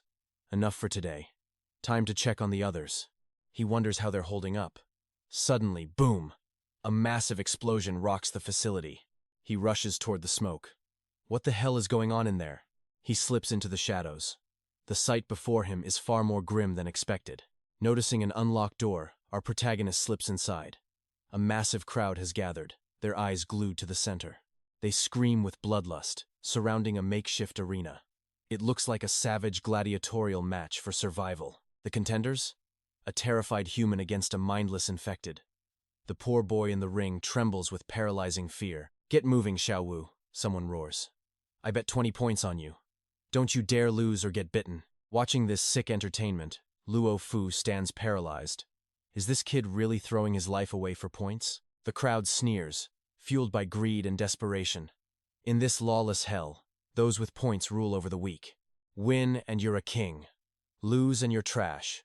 Just one victory earns 50 points from the wealthy elites. I can't face that beast barehanded, the boy cries. Meanwhile, Luo Fu quietly infiltrates the bloodthirsty mob. Desperation drives the boy to launch a frantic attack. He lunges at the monster with a scream of forced courage. But in a flash, the monster strikes him down. He collapses, helpless against the creature's overwhelming strength. Rage simmers in Luo Fu's eyes at this cruelty. Suddenly, the thugs spot him and begin to jeer. Isn't that Luo Fu? What's a brat like him doing here? Scram, kid. This isn't a playground for the weak. Move it. You're blocking our view, they shout. Unless you want to jump in and die next? Ignoring their insults, Luo Fu steps toward the ring. His voice booms with an icy, righteous fury. The world is ending. Monsters are everywhere, he roars. Yet instead of uniting, you slaughter your own kind?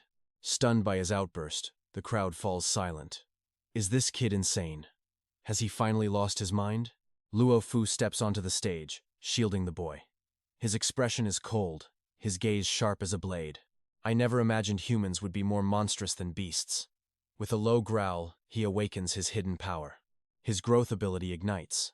A blinding surge of energy coils around his right fist. With a thunderous roar, he unleashes a devastating blow. The monster stands no chance against his god-tier strength. The impact creates a massive shockwave, rattling the arena. Even the camp leader stares in absolute disbelief. Beside him, the celebrity starlet screams in terror. The once deadly monster is reduced to a bloody pulp.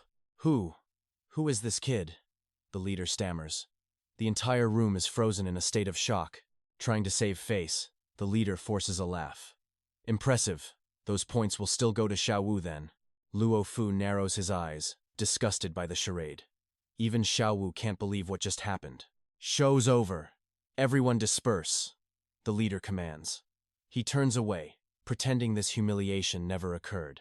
But the crowd is restless, whispering in hushed tones. The legend of the mystery fighter begins to spread. How did he do it? Was it some secret tech? Maybe he has a hidden robotic arm under those sleeves.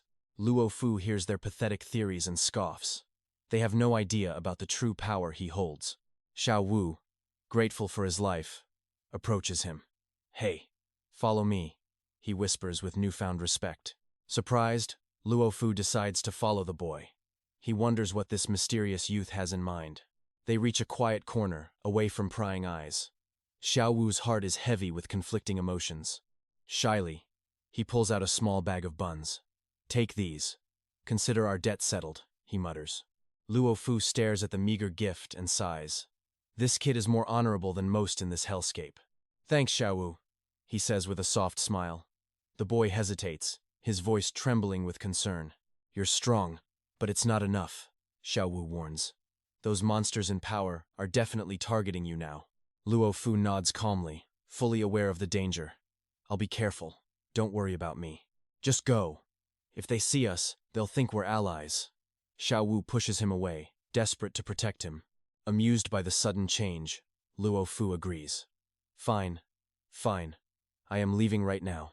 Deep in the shadows, dark figures watch his every move. Should we eliminate the newcomer? An assassin asks. Not yet. We need to observe him more, the leader replies. The next morning, Luo Fu's friends are buzzing. I heard everything. You were incredible last night. His friend's eyes sparkle with pure admiration. Luo Fu rubs his neck, feeling a bit embarrassed. It was nothing, just a spur-of-the-moment thing. But another friend snaps. Stop showing off. We need your help to evolve and escape this place. Luo Fu scratches his head, looking troubled. My energy has not fully returned yet. I am worried. After a brief pause, the main character asked, How were you guys yesterday? Did anyone dare to bully you? 𝑑𝒐𝒘𝒆𝒓 replied casually, explaining they helped a girl named KJ perform, her eyes gleaming as she added, I never imagined seeing a legendary idol perform, especially not in a god-forsaken wasteland like this. Suddenly, a mocking voice cut in. Well, look at Lak Fu, playing the hero and flirting with the ladies. The main character's group immediately braced for trouble. Lak Fu frowned. What do you want? The man laughed, grabbing his shoulder. Easy now. Let's just walk and talk. I only wanted to have a little heart-to-heart with you. Irritated, the main character snapped. Get to the point. The man lowered his voice. Tell me, what trick did you use? Lok Fu shoved his hand away coldly. It was just pure luck. Internally, he scoffed. The truth was far beyond his reach. Infuriated by the dismissive answer, the man roared, his face twisting in a sudden surge of rage. Don't lie to me. A low-life servant like you doesn't just win. You found a system glitch, didn't you? Tell me the secret, and I'll surpass the boss in no time. He gripped Lok Fu's shoulder with crushing force. Pain flared, but the man continued his desperate plea.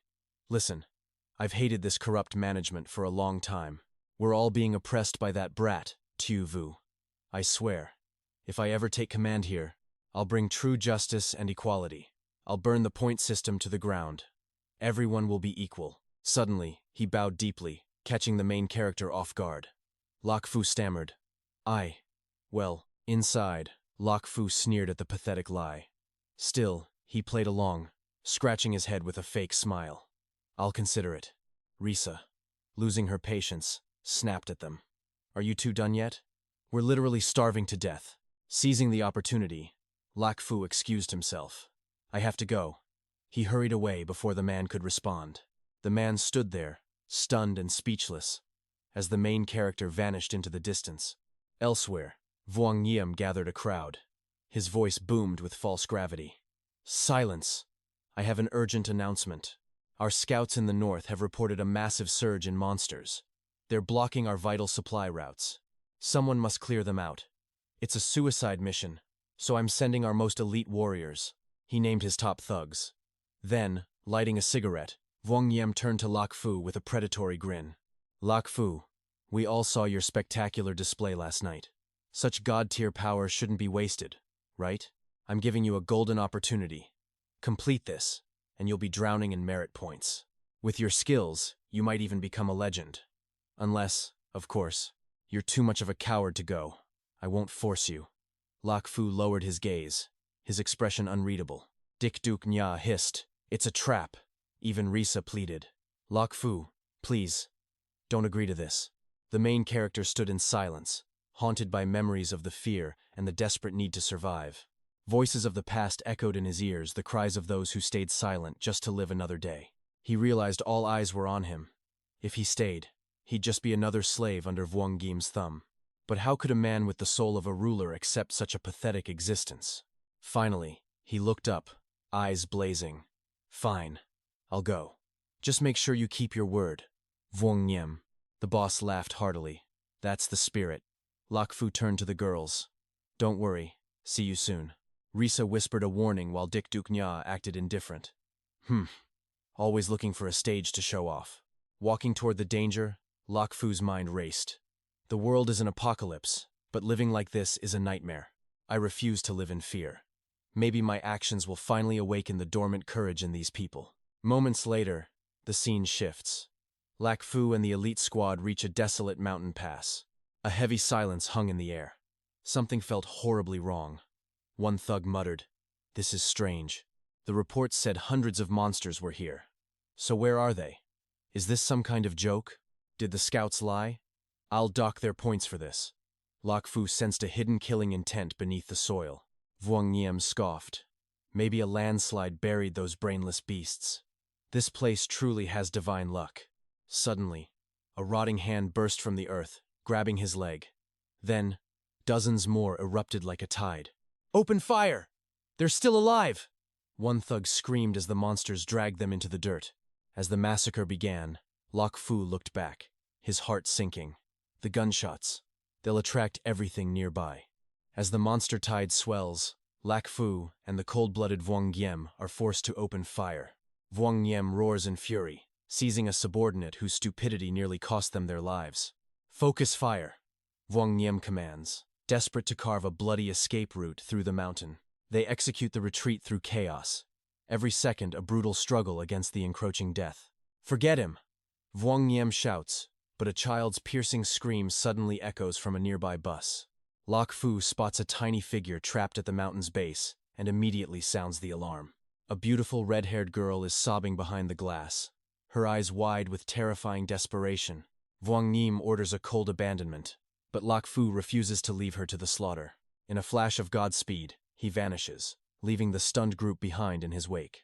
He reaches the bus instantly. Vhuang Nim sneers, "Let that fool die for all I care."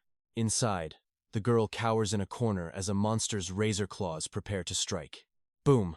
Lok Fu crashes in, kicking the beast back. "You're safe now. Let's get out." He promises an escape, but the situation is grim as more monsters swarm the area.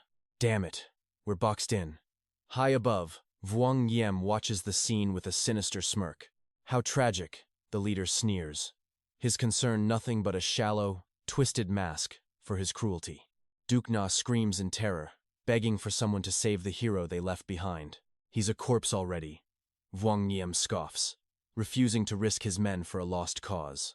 "Coward!" Duke Na snatches a weapon, her eyes burning with a desperate, vengeful rage.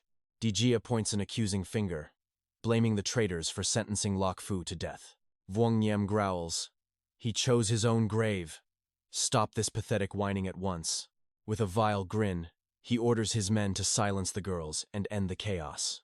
Goons move in, roughly seizing Dijia as she screams in sheer, helpless horror. Even the powerful Duke Na is held at gunpoint, forced into a state of agonizing submission. Elsewhere, a silent legion of the undead marches Lok Fu toward a mysterious, dark fate. Where are these monsters taking them? Lok Fu feels the heavy weight of impending doom. They reach the edge of a jagged abyss, the very site of a previous fatal crash. Terror grips his soul as he realizes the zombies mean to push them into the void. Suddenly, a blood-red tentacle erupts from the depths, snaring Loi Nya in its crushing grip. "Let her go!" Lok Fu roars in fury, but the girl is dragged toward the darkness. Despair echoes in her cries. Without a second thought, Lok Fu leaps into the hungry pit. Their fingers nearly touch.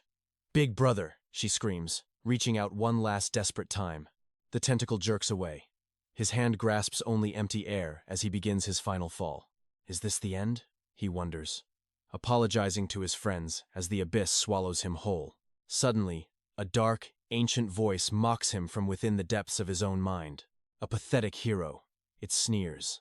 "But I refuse to return to that hellish place again. I won't die like this." Lok Fu's soul screams with a surge of unyielding defiance. "Good," the voice laughs. "Let that rage ignite and unleash my true, forbidden power." A terrifying contract is born. The entity craves his body and his very soul for itself. "Just give me the strength," Lok Fu commands, a fierce, dark grin forming on his face. A pillar of blinding light erupts, and a divine sigil burns itself into his flesh. He feels it the god-tier awakening. The true ruler of the end times has finally risen. Like a bolt of divine lightning, he surges from the abyss, ready for the ultimate slaughter. A mysterious glow enveloped Lok Fu. Suddenly, a divine magic circle materialized on his palm, pulsing with raw power. Lok Fu's eyes widened in shock. A divine awakening? Like a bolt of lightning, he lunged, drawing every zombie's gaze. This was no ordinary mutation. But wait, that man, he was Loi Nya's uncle. The realization hit like a truck. Divine energy surged.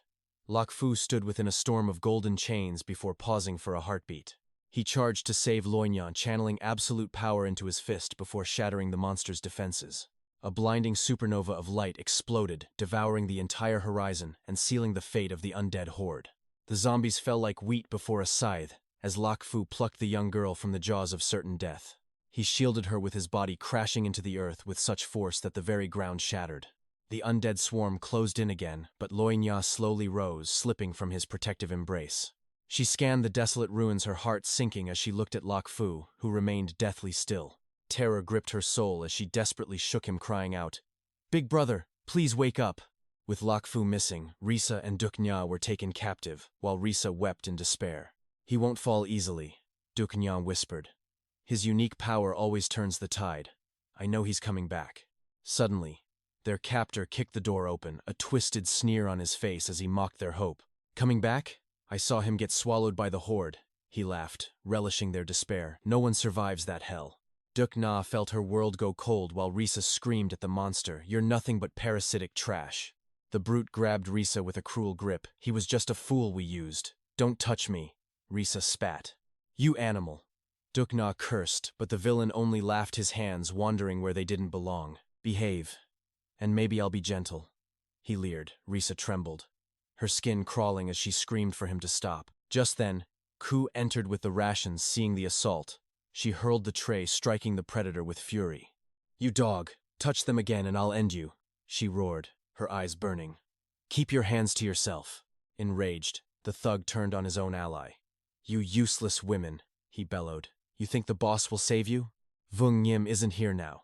Today, I'll show you who's truly in charge, he snarled, lunging at Chu. He choked her, tearing at her clothes while Chu gasped out a final warning. The others are already on their way. Don't lie to me, he screamed, but a cold voice cut through the air, followed by a trail of smoke. Getting a bit too bold, aren't we, 𝒊𝒐𝒅? The newcomer spoke with terrifying calm, radiating an aura of absolute authority. The thug's bravado vanished instantly, his face pale as he released 𝒊𝒐𝒅. I just lost control. You know how it is, boss. We're all. But his pathetic excuse was cut short as the leader's patience ran dry. A brutal kick sent the thug sprawling. If you're desperate, deal with it yourself. Stop embarrassing us with your filth. Ordered to crawl away like a dog, the humiliated thug vanished as 𝒊𝒐𝒅 turned to the captives. You're safe now, he said with a fake smile. I'm mourning 𝒏𝒏 too. Consider this your new home. Risa glared, shaking her head in disgust. This is how you treat family? Your act is more nauseating than his.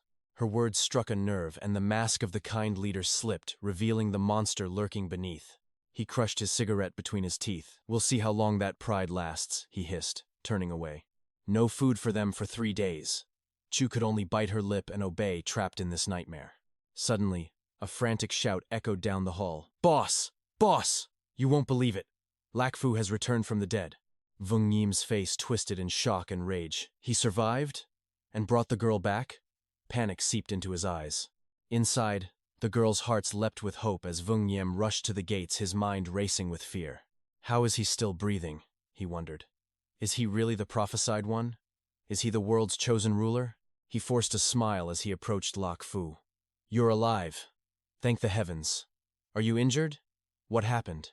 𝒏𝒏's gaze was cold and piercing. You certainly ran away fast, he remarked. The monsters are all cleared out. Go check for yourself if you doubt me, 𝒊𝒐𝒅 stammered. No, I believe you. You're the hero we need. He looked at 𝒏𝒏 with a calculating eye. And who is this little one? He asked, trying to stay calm. Just a girl I saved. 𝒏𝒏 replied, welcome home. 𝒊𝒐𝒅 cheered falsely. We are all family here. 𝒏𝒏's eyes scanned for his team. Where are 𝒐𝒘𝒆𝒓 and Risa? He demanded, sensing something was wrong. They're just feeling a bit ill, the leader lied. Then take me to them.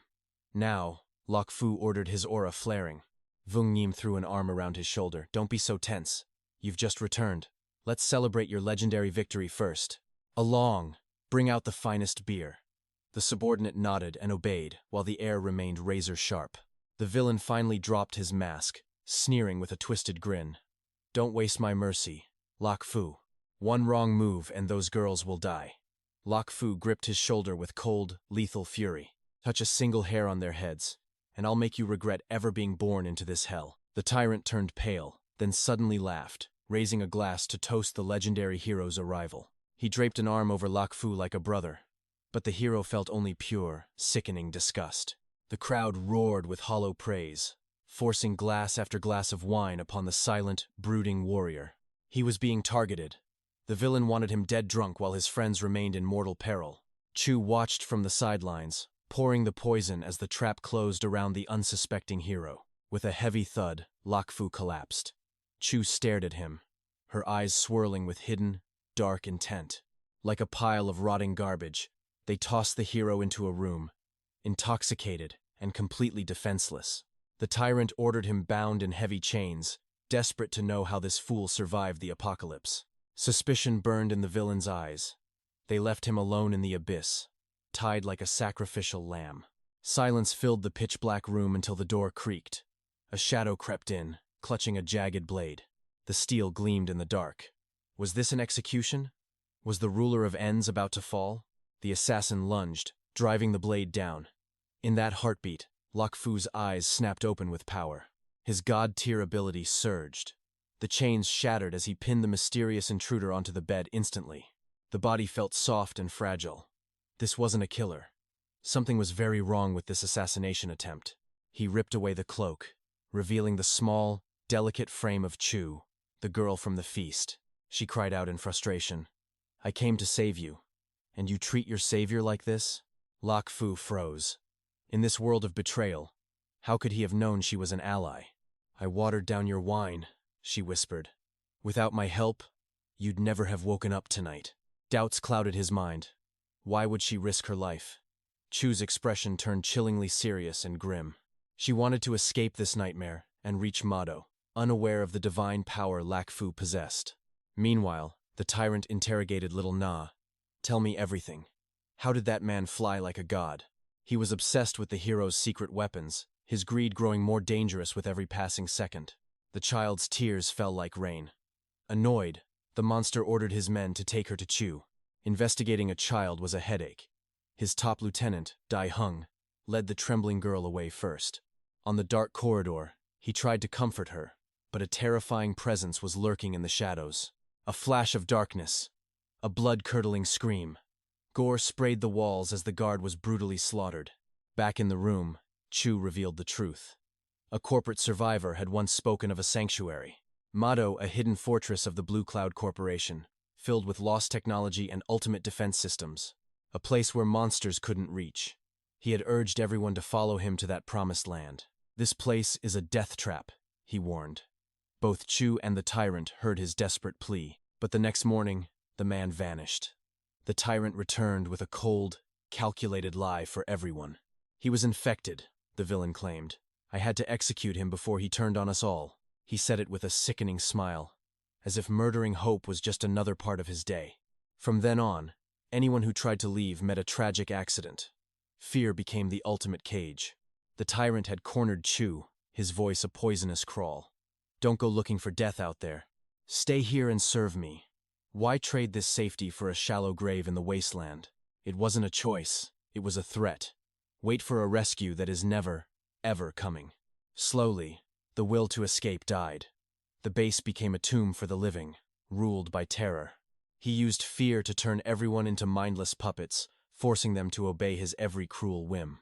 Chu played her part perfectly, hiding her burning desire for freedom while planning her final, desperate escape.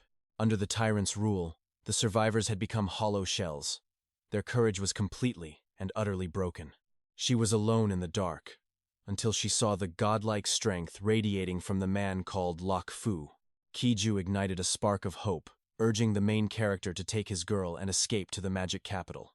Startled by the word girlfriend, Lok Fu quickly denied it, claiming they were merely close comrades in this hell. While Kiju's plan was solid, the suddenness of the situation left him hesitant, needing a moment to process the weight. Suspicion suddenly flared in Lok Fu's mind. Was she just a spy sent to fish for his secrets and weaknesses? Those words sparked Kiju's rage. She smacked him, yelling about the deadly risks she took just to find him. "You brat.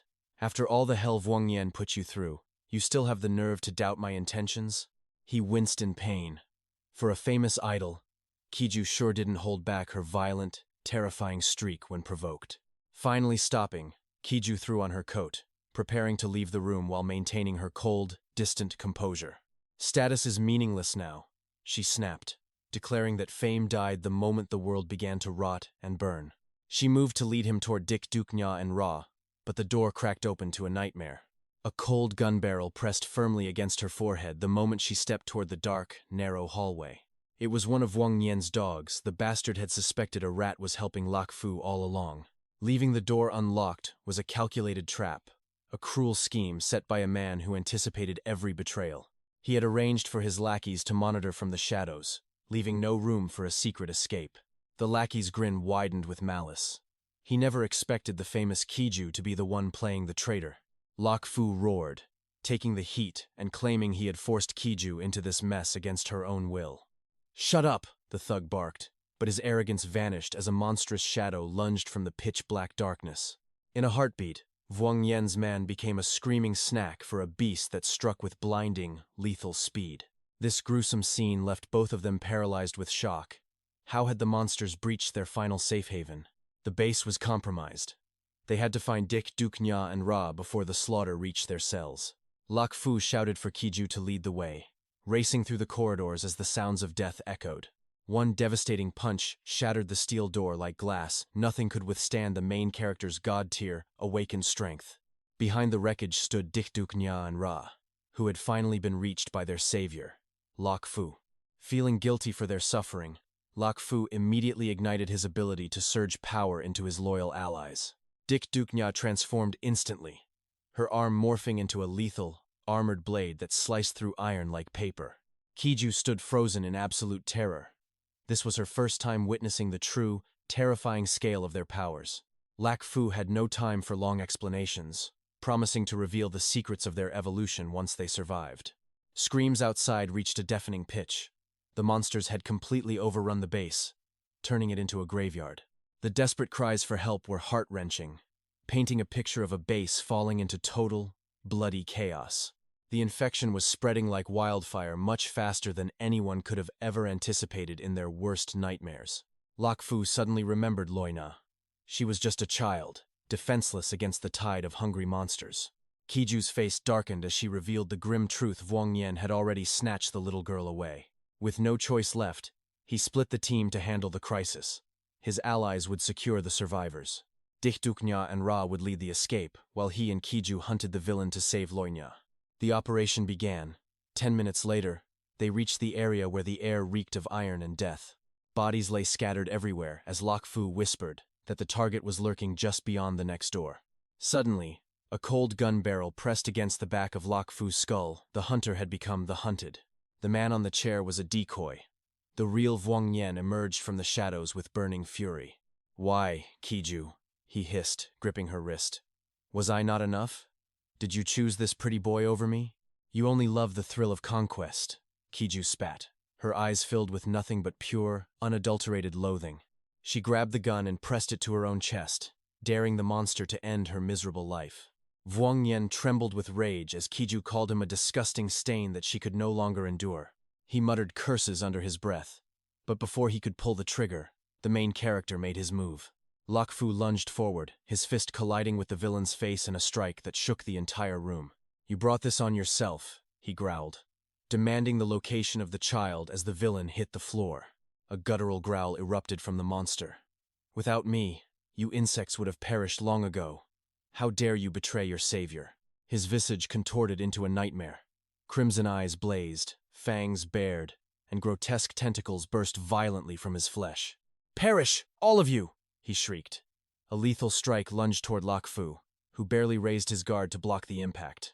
𒑑𝒑 recoiled as Kiju screamed his name in terror. Suddenly, those foul tentacles lashed out, ensnaring Kiju in a deadly grip. Horror struck 𒑑𝒑. He's already turned into a monster? With a flash of his blade, he severed the wretched, pulsing appendage. He snatched Kiju and retreated. "Are you hurt?" Silence followed. Her entire frame was trembling violently with an unnatural, chilling fever. "Damn it! Is she infected too?" he cursed. Suddenly, a mysterious, echoing voice spoke. "Another vessel has been chosen, I see. Boy, use your god-tier power to awaken her." Keiju's grip tightened on his shirt, her knuckles turning white from sheer agony. "Please, save me," she whimpered. 𒑑𝒑's mind raced. Was that voice the catalyst behind every awakening he had witnessed so far? A blinding golden radiance erupted from their bodies. Even the red-haired monster was forced to shield his eyes from the holy brilliance. As the light faded, Keiju regained consciousness. She stared at her hands in utter disbelief. "My body. What has happened to me?" Gasping for air, 𒑑𝒑 muttered, "Your evolution depends on your soul. You must master this power yourself. And do it now." The enemy lunged. "Get back!" Keiju screamed instinctively. Her body blurred with a grace and speed she had never possessed before. She leaped back, soaring across the room with ease. "I jumped that far?" Her vision sharpened, every detail becoming terrifyingly crystal clear. Time itself seemed to slow down. With newfound confidence surging through her veins, she braced herself to end this nightmare once and for all. She smirked. "Wang, leave the rest to me." Keiju struck with terrifying precision, her movement becoming a blur of lethal intent. With a single, devastating blow, she sent the villain to his grave. 𒑑𝒑 watched, knowing his god-tier ability had triggered this change. Keiju stared at her blood-stained hands, lost in a daze. Could she truly possess such overwhelming and destructive power within her? It was beyond her wildest dreams. Suddenly, a thought struck her. Were the others also transformed by Lok Fu's mysterious, divine gift? It was exactly as she suspected. Lok Fu was the architect of their evolution. Yet, he only offered a knowing, enigmatic smile. "We must find Loinya first," he stated coldly. Without another word, they charged together toward the inner sector of the facility. Disaster had struck. The entire shelter was on total lockdown, the infection spreading with a speed that defied all human logic. The corridors were littered with the walking dead and mangled corpses. Keiju remained eerily calm amidst the rising sea of blood. Their blind faith in safety was their downfall, she realized. Complacency had paved the way for this absolute, horrific slaughter. But who breached the perimeter? Who allowed the plague inside? Lok Fu's mind drifted toward a much darker, hidden conspiracy. Could it be Wang Yim? No. Even a fool wouldn't set his own kingdom ablaze. There was a deeper shadow at play. Was it Loinya? Impossible. The girl showed no signs of being bitten. Yet, a chilling suspicion began to take root. How did a mere child survive this hellscape unscathed? The puzzle pieces didn't fit, and the truth felt increasingly dangerous. As he wrestled with the mystery, Keiju's voice pierced through the darkness, snapping him back to the grim, immediate reality. "It's Tu Vu's room," she cried. Lok Fu steeled himself, stepping forward into the unknown with his combat senses fully alert. "Stay back," he ordered. With a wave of his hand, his god-tier power erupted, obliterating the monstrosities blocking their path. But Keiju was no longer a damsel in distress. The evolution had turned her into a weapon of pure, unadulterated destruction. With a casual flick of her wrist, she cleaved a zombie in two. Together, they carved a path of gore through the horde. They finally reached the supply depot. There, Tu Vu stood his ground, protecting little Loinya with his last ounce of strength. Tu Vu collapsed, his body a map of brutal lacerations. Lok Fu caught him just before he hit the cold, hard floor. He had braved the carnage just to find his comrade, saving the unconscious Loinya along the way. His willpower was legendary. "I've got you now," Lok Fu whispered. He attempted to trigger a forced evolution, but his divine power met an impenetrable wall. "Why isn't it working?" he roared internally. It had worked on Keiju, so why was Tu Vu's soul rejecting the gift? The entity's voice mocked him again. "Save your strength, boy. I have absolutely no interest in saving mere men." Rage flared in Lok Fu's eyes. He clenched his fists until they bled. This hidden god was playing a sick, twisted game. His ability was useless if the entity refused to cooperate. He felt a crushing weight of powerlessness for the first time. "Tell me," Tu Vu wheezed weakly, "was I finally brave enough this time?" The light in his eyes was fading fast. It was a heart-wrenching sight. "You were more than brave," Lok Fu choked out. "You are a hero for holding on. Thank you for saving her," he added softly. But words were hollow comfort as the shadow of death loomed over them. Time was running out. They had to escape now. But the virus had already claimed Tu Vu's body as its own. Mutation is taking hold. Xiao Wu trembles, begging for a merciful death while he's still human. Luo Fu's heart shatters as he accepts the grim request. He levels his weapon with a heavy hand. The hammer clicks. With a choked apology, he prepares to send his friend into the light. Even facing the end, Xiao Wu smiles. To him, Luo Fu was always a god-tier hero. "Use your power," he whispers. "Rise and lead the survivors to a new world." A single shot echoes through the ruins. Xiao Wu's journey ends in a final, tragic scream. Under a white shroud, Luo Fu bids farewell. The weight of his vow settles on his soul. "I will fulfill your wish. I'll become the ruler this apocalypse fears most." Fury blazes in his eyes. He gathers the survivors, ready to crush any monster in their path. They regroup with Yi Deya, but the darkness is already closing in on their position. The gates groan under the weight of the swarm. Ray fights like a demon to hold the line.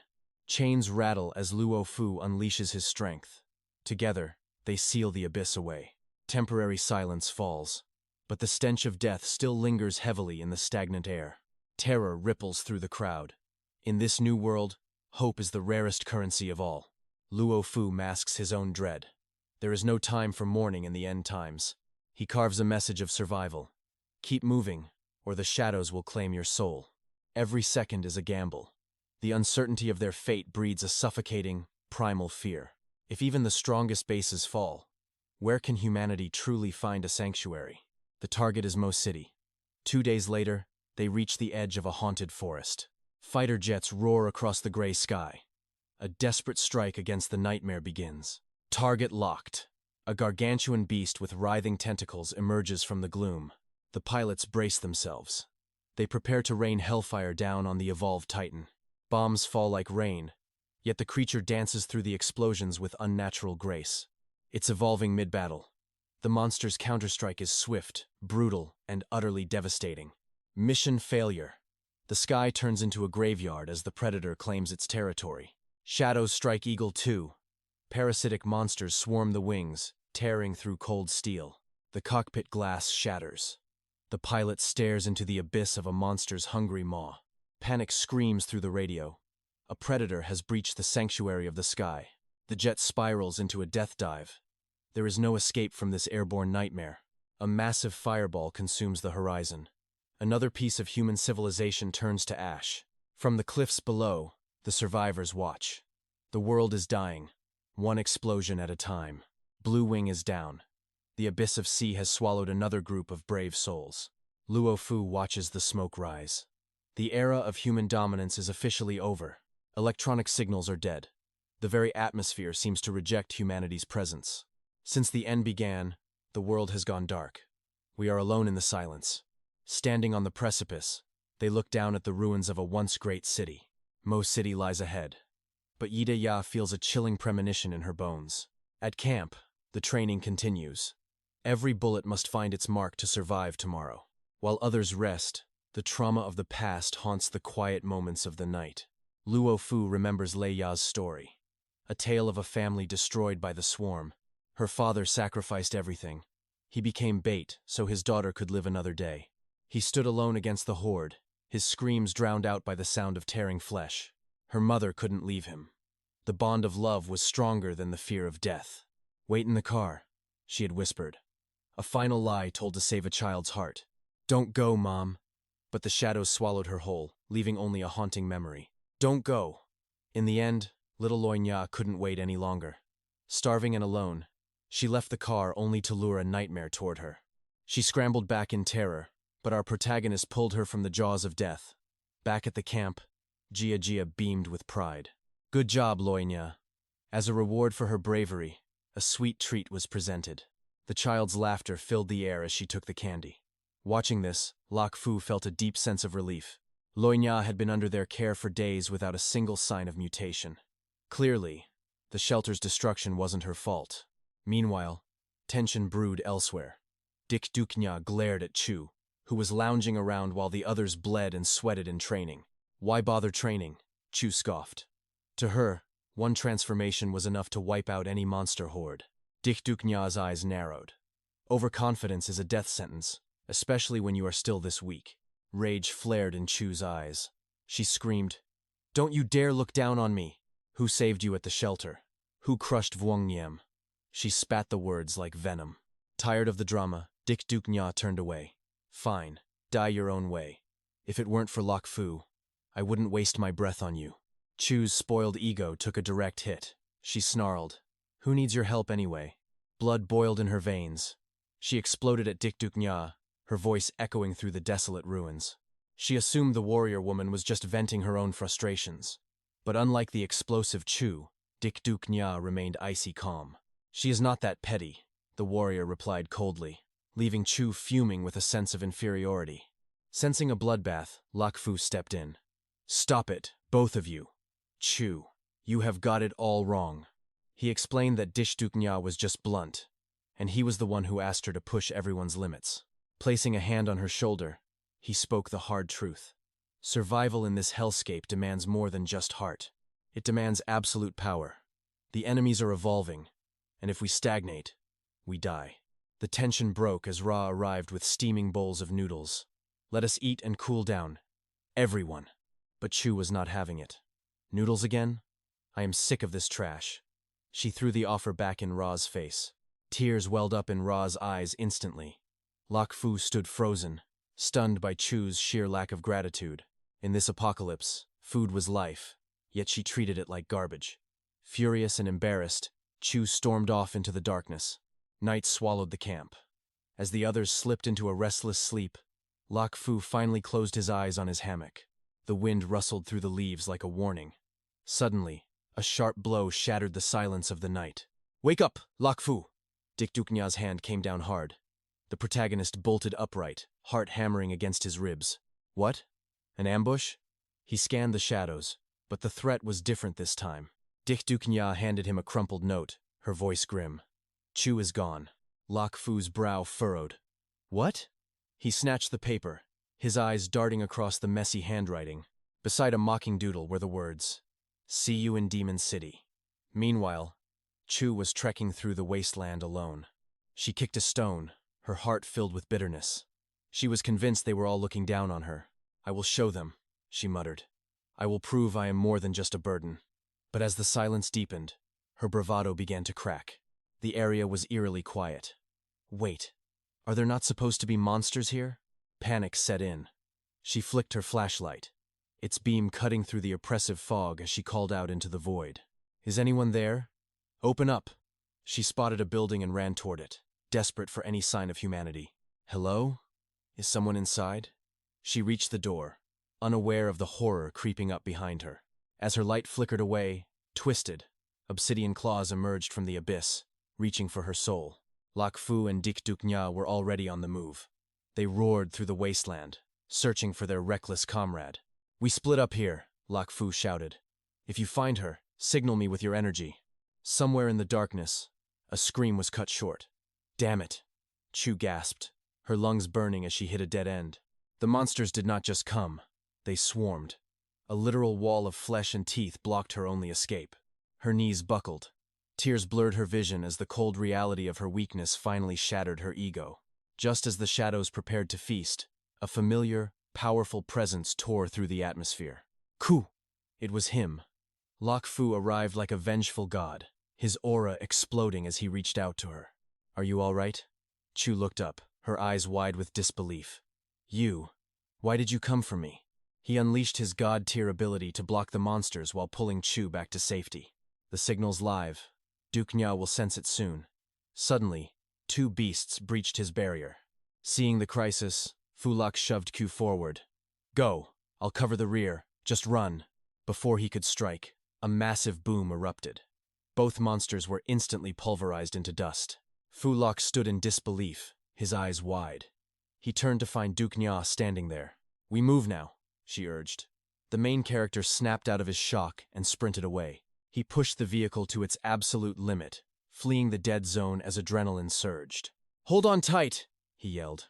Meanwhile, Raya sat by the fire, her heart heavy with worry. The silence of the night was shattered by an engine. Raya sprang up with joy. "You're finally back," she cried. Fu Lak was shocked to see her still awake then. A wave of relief hit her. She had watched them leave and feared the worst. She couldn't sleep from anxiety, 𝑑𝒐𝒘𝒆𝒓 explained. Raya asked what had happened out there.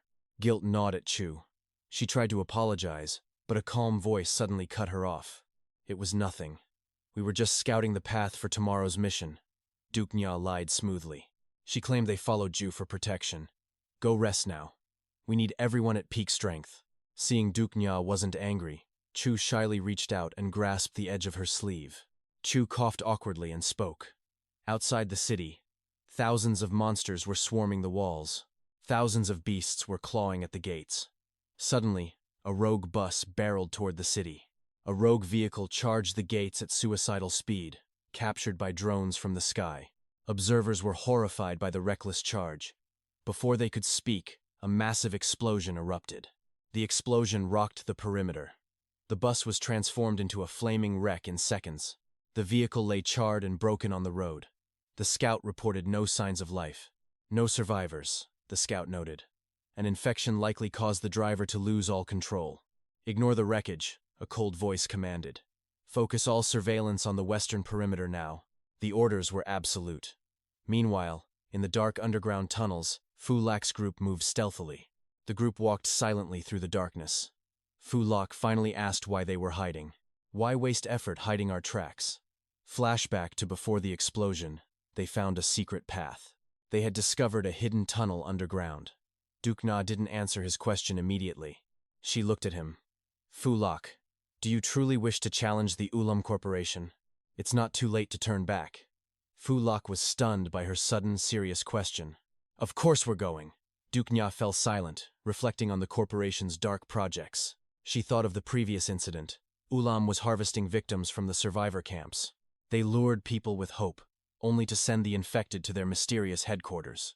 Why not tell the world? Because the truth was too dangerous for those in power. She planned to infiltrate as a ghost, to expose their god-tier crimes from the inside. She looked at 𝒊𝒏. This path is lethal. You must consider Raya's safety too. She warned him of the danger.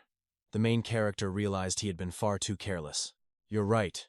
I'll find a way to tell them soon. Suddenly, the scene shifted. A woman in a white coat fumed with rage. Still no word from Alpha Team 5? It's been too long without a report. The young man beside her bowed in absolute terror. He had no answers. She hissed in contempt at the elite soldiers' total incompetence. Useless trash, she spat. And they dare call themselves the elite force of this era? Word spread instantly. The legendary Dr. 𝒌𝟐 has arrived for the Supreme Council meeting. Inside the Alliance Chamber, every leader was present, the atmosphere thick with tension and fear. The chairman saw the council was complete and signaled the start of the final judgment. The board is absent today. He will lead the assembly. The emergency summit begins now. The agenda. The abyss of the sea.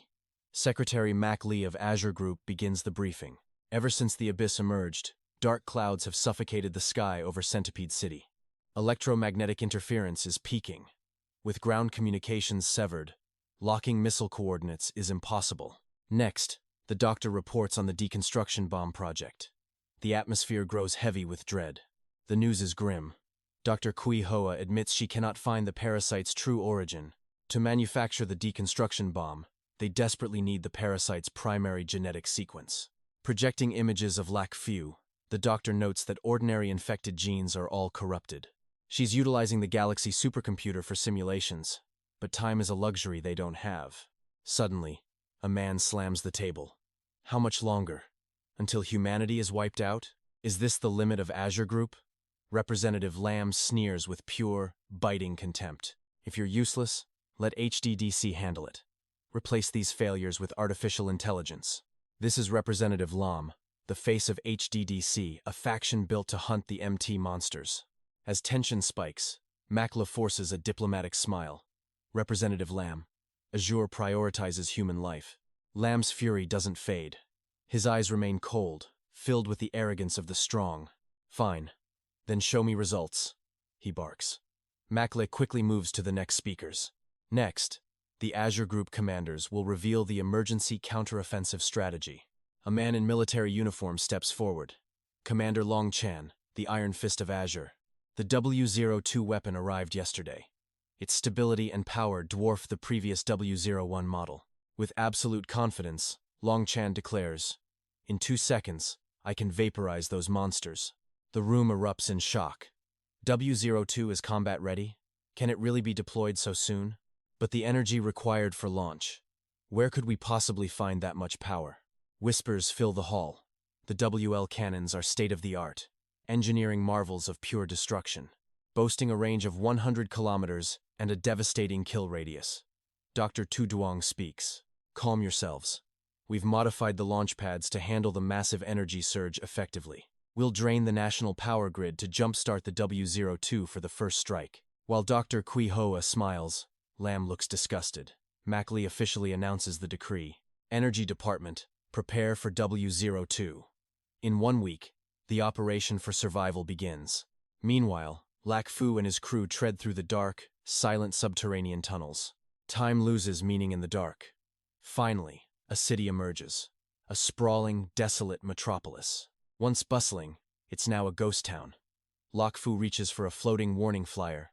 "Where is everyone?" he mutters. Raiza feels the eerie stillness, catching gray particles. "Is this snow?" she whispers. Suddenly, 𝒊𝒏 spots thick smoke rising ahead. "Look over there. What are they burning?" The group rushes toward the dark plume. They freeze in horror. A horrific sight greets them, stealing the breath from their lungs. Lak Fu grinds his teeth, his eyes turning cold. This world has truly gone mad. Raiza quickly covers Leia's eyes. Don't look.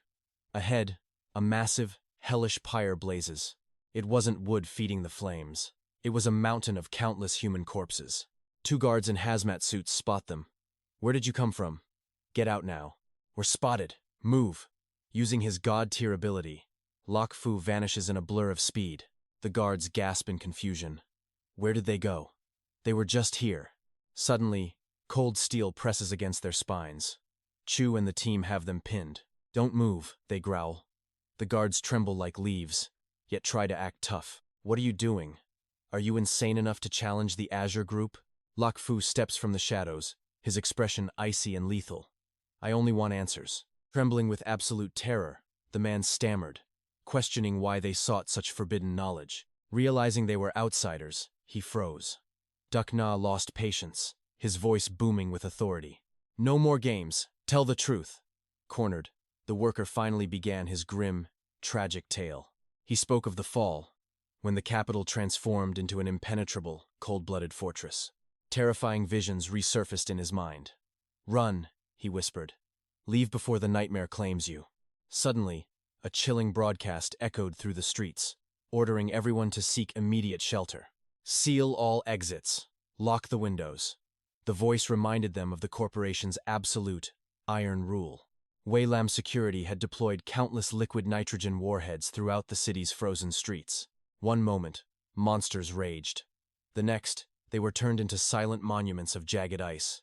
A 24-hour lockdown followed as the 𝑑𝒐𝒘𝒆𝒓 group seized control of every single district. Forced blood tests began.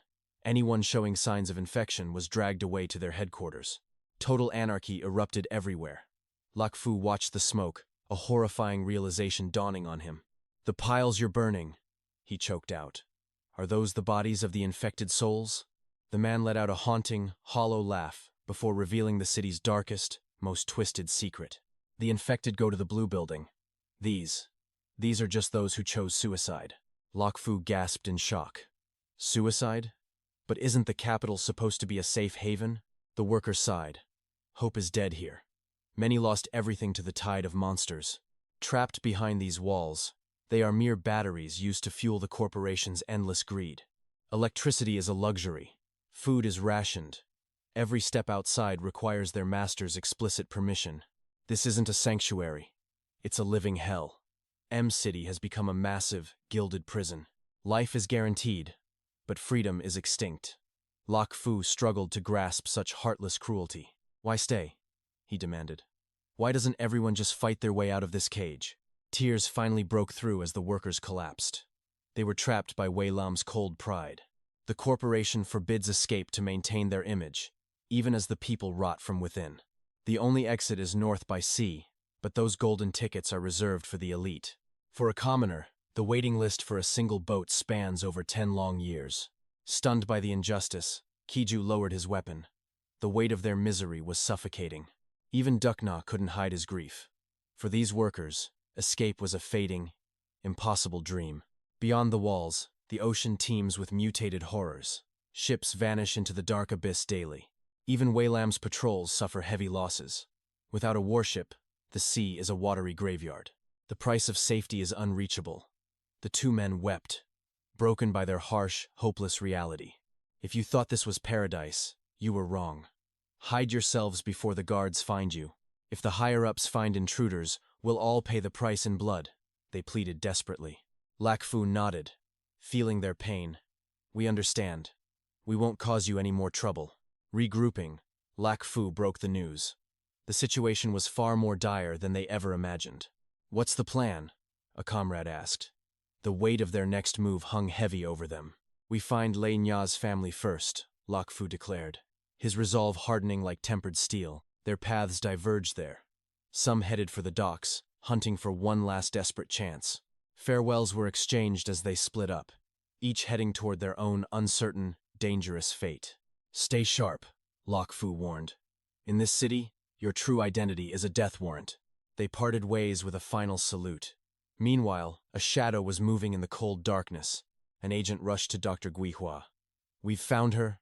𝒐𝒘𝒆𝒓 has finally been spotted. The doctor stood up, eyes gleaming with a predatory light. Finally, where is she hiding? She used a secret operative code an hour ago to enter the city's hidden sector. Dr. Guihua smirked maliciously. Deploy the strike team. Bring her to me immediately. Loinya, are you certain it's here? She nods with unwavering conviction. Lak Fu reaches for the handle. He knocks, but only hollow silence answers. Nobody's home. He sighs. We should move out immediately. Suddenly, the heavy door creaks open behind them. A chilling voice pierces the air. Who goes there? Lak Fu recounts their harrowing journey through the wasteland. The man's eyes widen in pure, unadulterated shock. You survived the trek from City R? Loinya's uncle trembles, his voice barely a whisper. That's the epicenter of the hellscape. Lak Fu collapses onto the sofa, exhausted. We were lucky. But Loinya's parents, they didn't make it. The uncle's heart shatters. A final goodbye, forever lost. Nearby, Loinya seeks solace with a stray cat. A fleeting moment of peace amidst the chaos. Thank you for bringing her back, the uncle sobs. I'll protect her with my very life now. Lak Fu feels a weight lift from his shoulders. It seems the uncle is a man of honor. Our mission is complete. We won't overstay our welcome. Take care of her. We're leaving now. Stop! You can't leave yet. A woman rushes out, blocking their only exit. It's the aunt, wearing a mask of false kindness. Stay for dinner. Rest your weary bones tonight. Lak Fu hesitates, his survival instincts screaming, danger. But Chu is already swayed by the offer. Free food? Count us in. Chu cheers. The aunt smiles, but her eyes remain predator cold. We have plenty of room for guests, she purrs. Secretly, she digs her nails into her husband's arm. She forces his hand. Yes. Stay. Play with Loinya a while longer, he stammers. The couple retreats into the shadows of a back room. What are you doing? The uncle hisses. Lock the door, she commands, her face a mask of terror. He hesitates, then bolts it shut. Did you see the alert from Wei Lam? These people are classified as high-risk, dangerous fugitives. The uncle's blood turns to ice. Is this why you're keeping them here? They saved our family. They aren't monsters. But his wife has already succumbed to madness. Open your eyes, she shrieks in a low whisper. Criminals use children to lower our guard. What if they're carriers of the plague? What if they turn and devour us tonight? Think of the child in my womb. The uncle tries to settle her frantic breathing. Calm down. I'm the lead engineer for the grid. This apocalypse will be over soon, I promise. Wei Lam is making a massive move north. I'll be the one in charge of the power. His words only ignite her desperate fury. Then why are all the elites fleeing the city? The uncle's confidence crumbles into a stutter. I don't have an answer for that. Her tone shifts to a lethal, manipulative sweetness. She takes his hand, her eyes gleaming. The north is a frozen sanctuary, safe from monsters. One tip to the authorities gets us out. You care for these strangers, but what about us? Don't you want to save your own family? The uncle turns pale, cold sweat drenching his brow. The weight of betrayal sits heavy in the air. She presses a small, dark vial into his hand. You decide our fate. You are the master here. The choice is made in the shadows. Treachery is served alongside the evening meal. The aunt returns, acting as if nothing is wrong. It's a humble meal. But please, enjoy yourselves. Thank you for the hospitality, Lak Fu says politely. Chu's eyes sparkle at the sight of food. No more instant noodles. This is a feast. Lak Fu notices the couple isn't eating. Won't you join us at the table? Oh, we've already eaten. The aunt lies smoothly. You've come so far. You must be starving. Thank you, ma'am, Ra says, taking a bite. Chu moans in delight, then suddenly falters. Why? Why am I feeling so incredibly sleepy? The room begins to spin as the poison takes hold. Suddenly, Lak Fu's voice turns cold as steel. I have something important to discuss with you all. The atmosphere turns suffocatingly tense in an instant. Lak Fu looks at his comrades with sharpened eyes. We are infiltrating the heart of the Wei Lam Corporation. We find the source of this end time, or die. But first, they must survive this house of glass. Lak Fu hoped they would stay safe, but Chu's rage exploded as she pointed right at him. Drop the hero act, she barked. They're adults and don't need you playing God with their lives. They can fight too, Ra added, her voice trembling as tears began to stream down her face. Are we just burdens to you? She sobbed. Lak Fu's heart sank as he desperately tried to apologize. Speak your mind, Chu urged. Don't hold back. Tell this thick-headed hero exactly how you feel. Weakness earns pity, not respect, Chu hissed. Lok Fu stepped forward, his anxiety reaching a breaking point. Quiet, Q, Lok Fu pleaded. Ra, listen to me. I never meant to look down on you. I just need you safe. But Ra stood her ground, her resolve hardening like tempered steel. We are a team, she declared. I won't be left behind.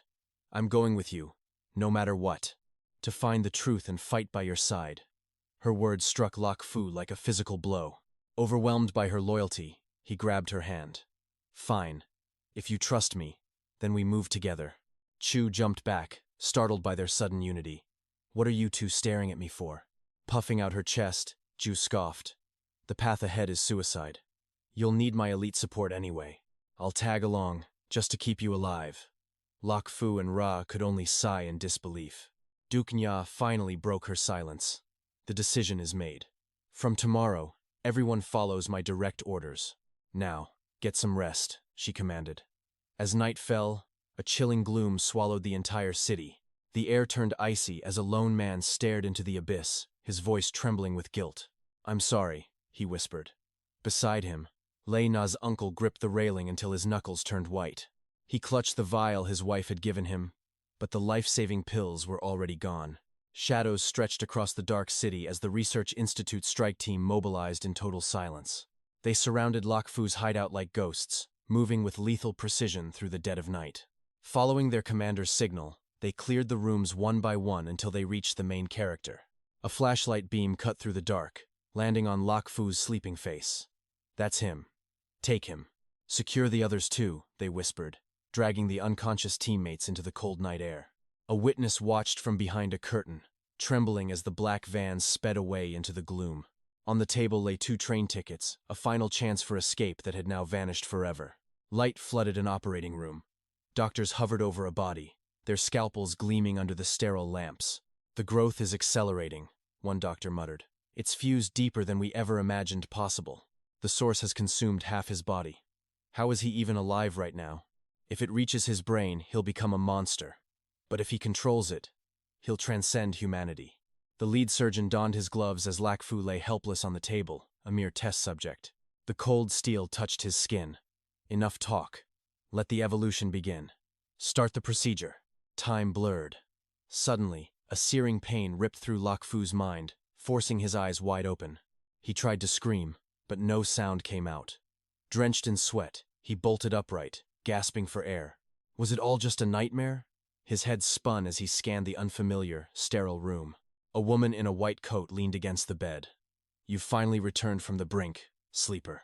Lok Fu recoiled, clutching the sheets in panic. Who the hell are you?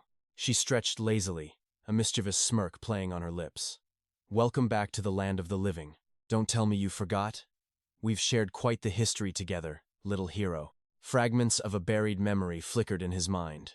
Wait, are you Dr. Ki-Hoa? She sighed playfully. Seems your memory is still a mess. Let me help jog it for you. She leaned in, flicking his nose. You used to follow me everywhere, begging to marry me. Lok Fu froze in shock. Qui-Hoa's gaze softened, her voice turning unexpectedly gentle. You've been through hell, Lok Fu. I'm just glad you're safe. I couldn't face your parents otherwise. At the mention of his parents, Lok Fu's heart skipped a beat as the past rushed back.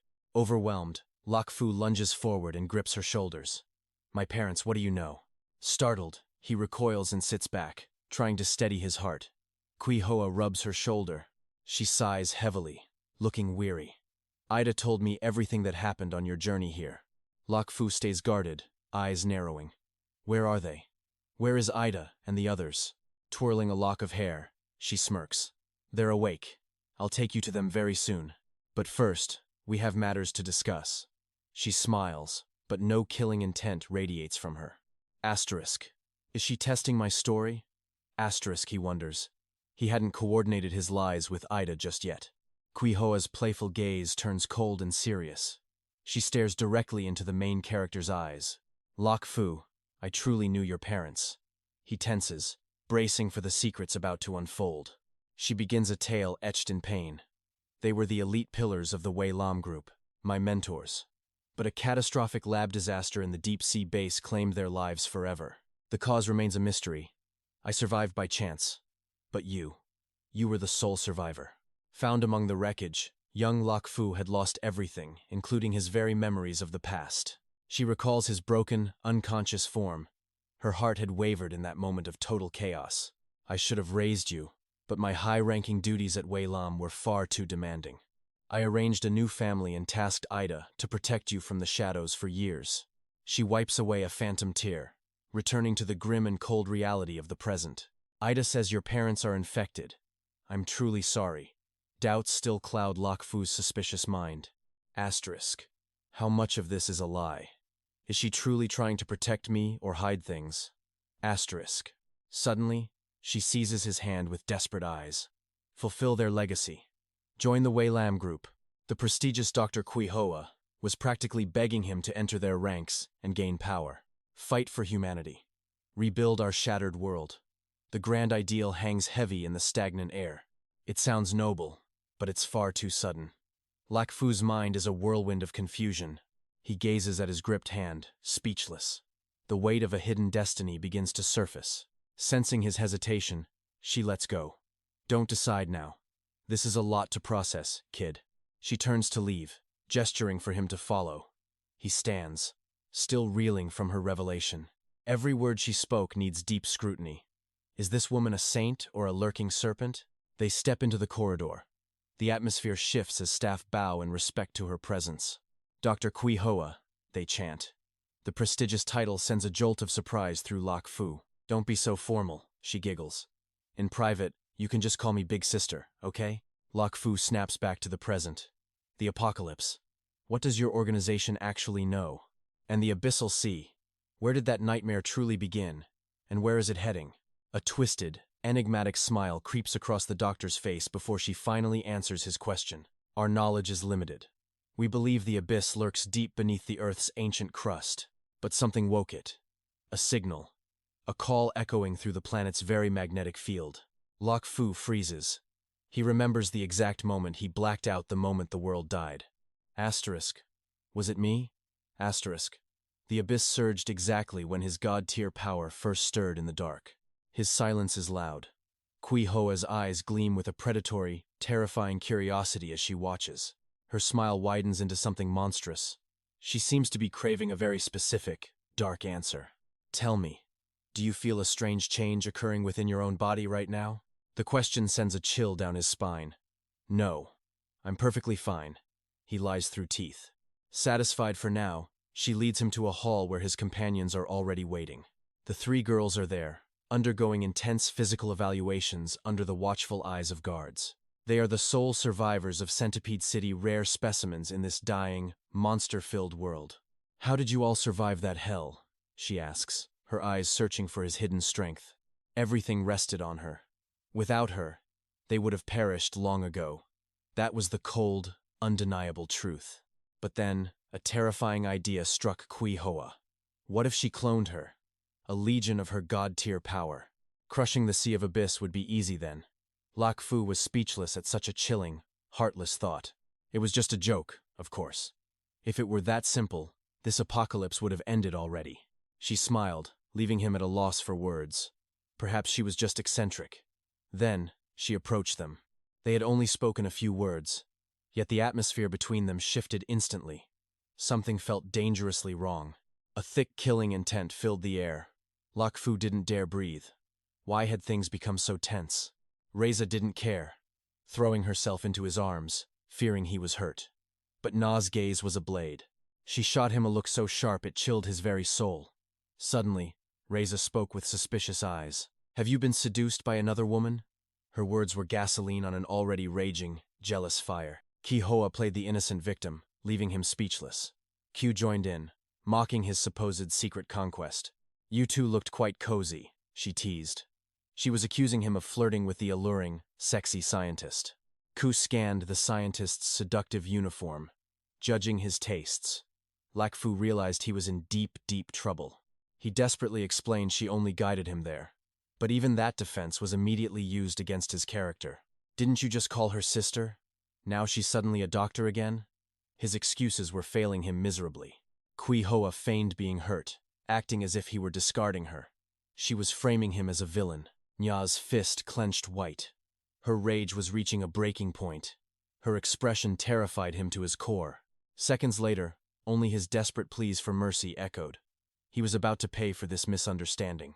He was beaten ruthlessly despite his innocence. No explanation could save him from their combined, jealous wrath. To them, he was now a dead man walking. Kui Hoa left with her assistant, discussing their results. All of Lak Fu's vitals appeared normal on paper. Every indicator suggested he was just a regular human, but Kui Hoa didn't buy it. A normal human cannot survive this hellish era. He was hiding something. He was suppressing a god-tier secret. Meanwhile, the blood tests for the others revealed a dark, viral truth. All three were infected. But the true anomaly lay within their genetic sequences. Their mutations were entirely unique. The report made her frown. Their genes had evolved far beyond the limits of any known human biology. Nya possessed bone density multiple times higher than normal.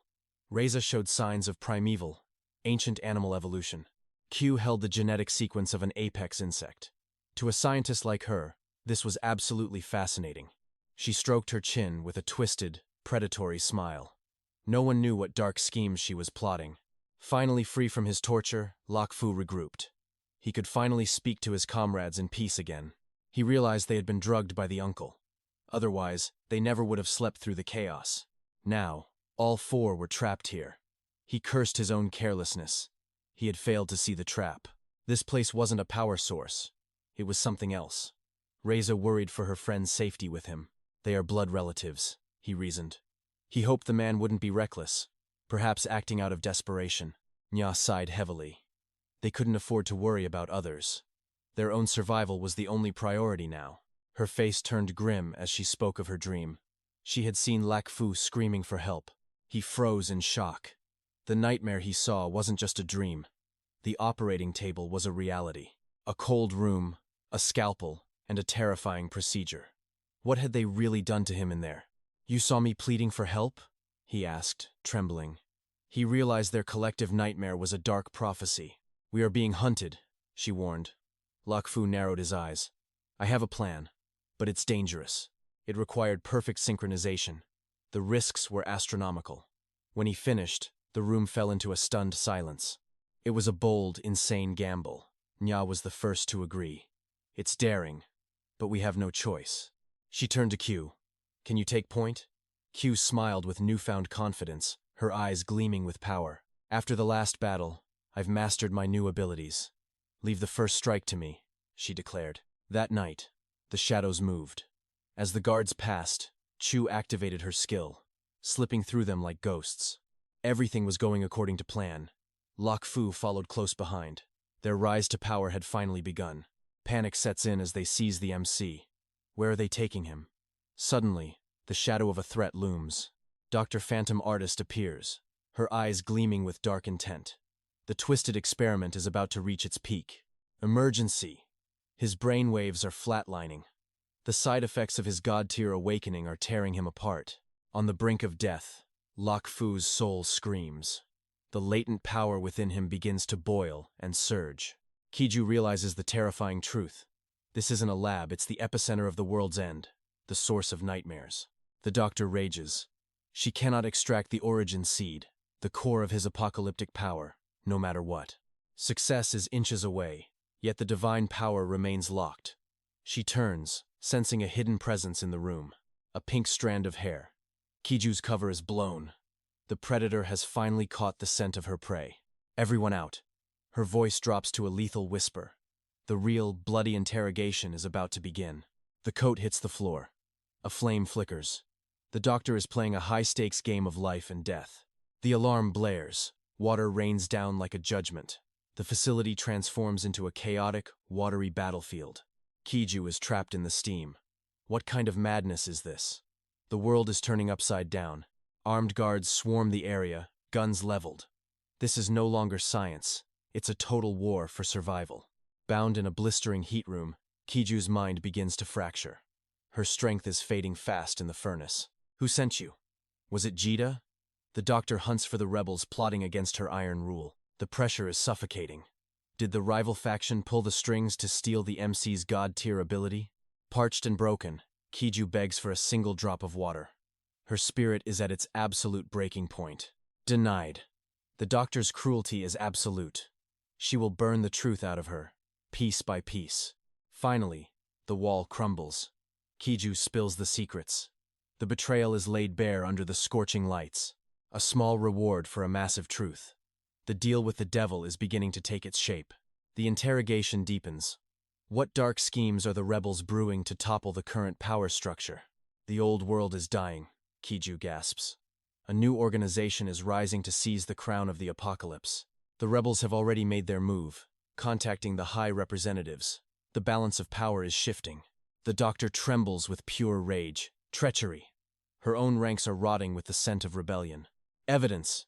The surveillance footage reveals the snake in the grass. The moment of betrayal is caught on camera. 10:23 p.m. The secret exchange that will ignite a war is played back in cold, hard digital. Fury. Dr. Phantom Artist prepares to crush the insurgents with her overwhelming, godlike authority. But Kiju laughs. You think catching a master of shadows is easy? You're walking into a trap. Lak Fu's power will consume you both. You'll only end up destroying each other in the end. Let's make a deal. Kiju offers her soul for a seat at the table of the new world. The doctor pauses. In this apocalypse, an efficient traitor is worth more than a dozen loyal fools. The plan: divide and conquer. They will shatter the bond between the MC and his rebel allies. Lak Fu is vulnerable. His obsession with his lost parents is the perfect leash to control him. Use love as a weapon. They will manipulate his feelings to ensnare him in a web of lies.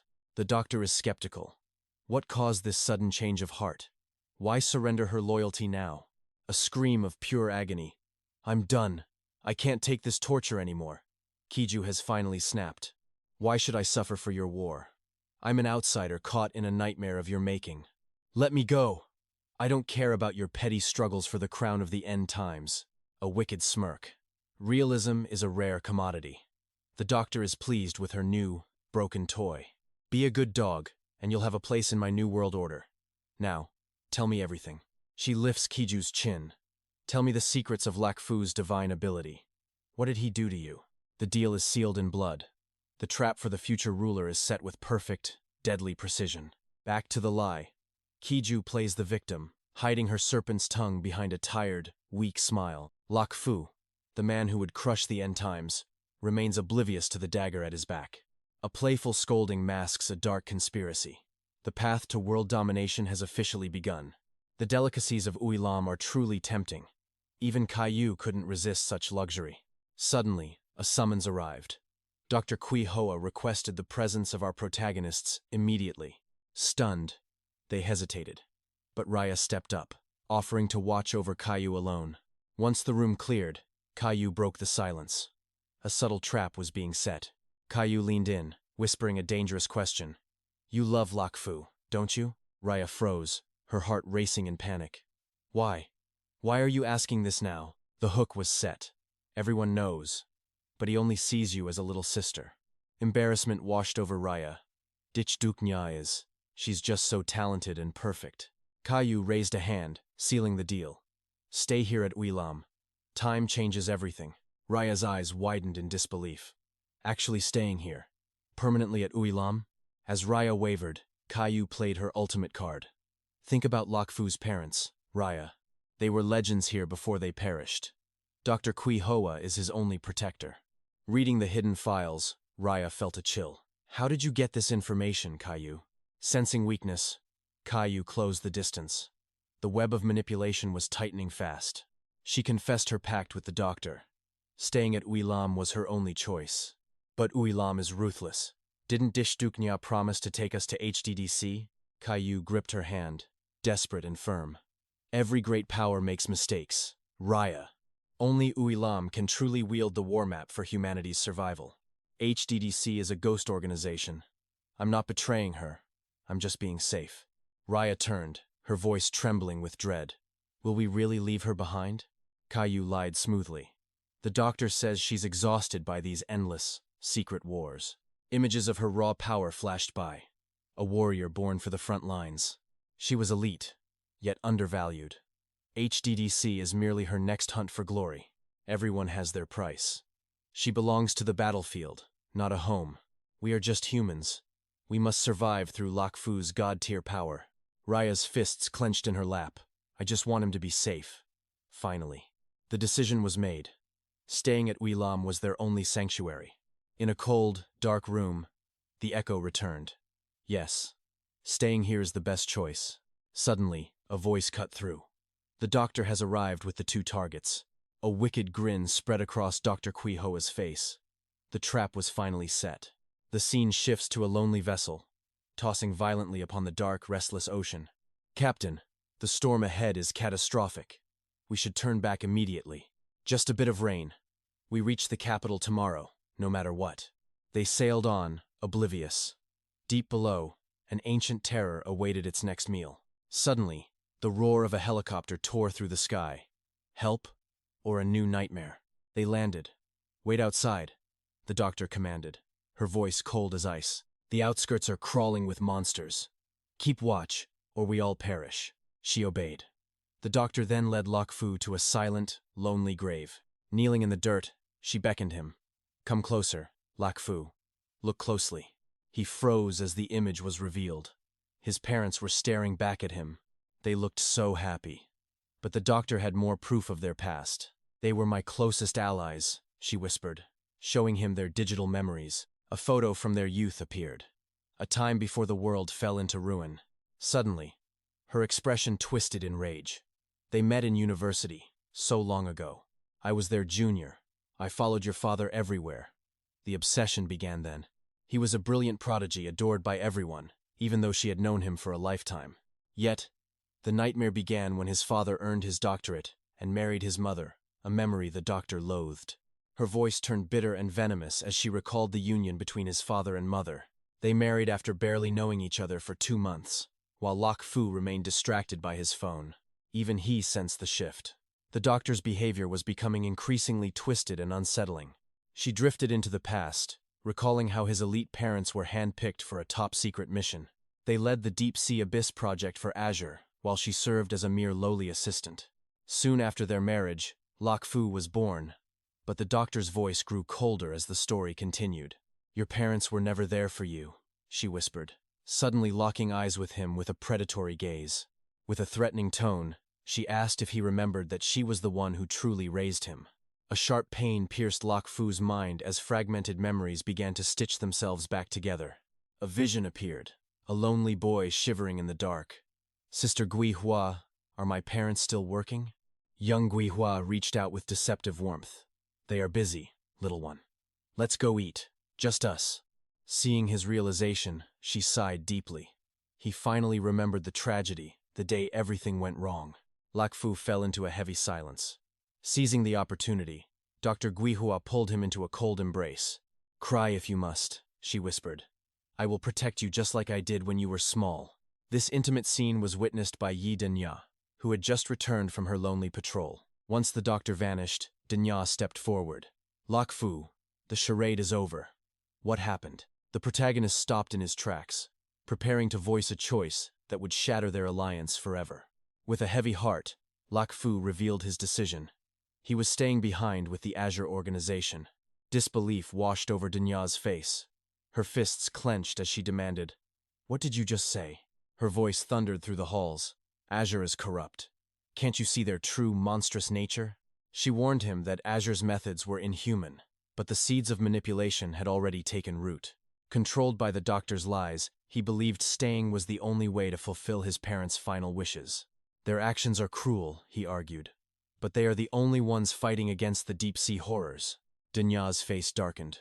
Following their path led to nothing but total, absolute destruction. She questioned the mystery of the seed of origin buried deep within his very own body. Rage exploded in �𝒏𝒊. Don't judge my family.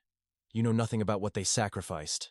He clung to the image of a happy family, refusing to see the darkness hiding in plain sight. Danya gripped her dress until her knuckles turned white. Fine. Stay blind if you wish. She turned her back on him with cold finality. Solve your own problems from now on. �𝒏𝒊 panicked and tried to apologize, But 𝑑𝒐𝒅 refused to look back as she vanished. She was done. She would no longer be a pawn for the corrupt shadows of the organization. As their bond fractured exactly as planned, Dr. Gui Hua watched with a triumphant, sinister smirk. Lok Fu stood frozen in frustration, while at the harbor, the air grew thick with impending doom. The docks were chaotic as automated voices screamed for passengers to present their boarding tickets. Loi Nha and her family waited in line, oblivious to the shadow of death looming over them. Suddenly, a blood-curdling scream pierced the air. Look! Look at what's happening in the distance. Massive pillars of black smoke erupted from the horizon. The crowd froze, paralyzed by soul-chilling terror. Their only hope for survival, the massive ships were being torn apart and sinking into the dark abyss.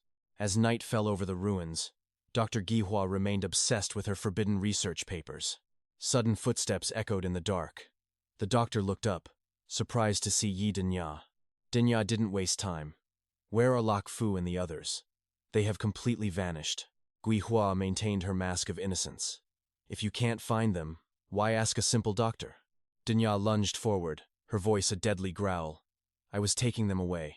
What did you do? This was no mere coincidence. Dr. Ghost Painter remained eerily calm, her gaze cold and steady. She warned of the price of betrayal. 𝑑𝒐𝒅 sensed the danger and instantly drew her weapon. Where are they? The doctor leaned back, her voice dripping with smug, calculated satisfaction. He stayed by choice, she claimed. 𝑑𝒐𝒅 refused to believe it. This was clearly twisted brainwashing. With a gun to her face, the doctor's veins pulsed. I don't manipulate hearts, she sneered. But you? You've forgotten your oath as a guardian, aiming steel at your own superior. 𝑑𝒐𝒅's gaze didn't waver, filled with pure contempt for the organization's fallen honor and lies. Sacrificing lives for profit? You only want Luo Fu for his godlike, awakened powers. Unmoved, the doctor countered coldly, questioning 𝑑𝒐𝒅's naive and fragile sense of justice. Can you save everyone? Every sacrifice is a stepping stone for humanity's ultimate survival. Victory is the only option. Suddenly, 𝑑𝒐𝒅 felt a chilling presence looming right behind her. Ju appeared, eyes filled with false pity. I'm sorry, 𝑑𝒐𝒅. It had to end like this. Betrayal cut deeper than any blade. 𝑑𝒐𝒅 stared, her world crumbling in a single heartbeat. Suddenly, Ra rushed in. Lower your weapon, 𝑑𝒐𝒅. The doctor promised us mercy. If you stay, she'll forget everything. That's why we're here to stop your reckless rebellion. 𝑑𝒐𝒅 was staggered. Even Ra? Then, a familiar voice cut through the heavy, suffocating tension. It was Luo Fu, standing behind the doctor with a cold, unreadable, and serious expression. Luo Fu, even you? 𝑑𝒐𝒅 screamed, her mind finally snapping from the weight of betrayal. As the words left her lips, a flash of light signaled a sudden, violent movement nearby. Ra moved like lightning, disarming 𝑑𝒐𝒅 before she could fire a single, desperate shot. 𝑑𝒐𝒅 bit her lip until it bled, her rage boiling into a silent, agonizing scream.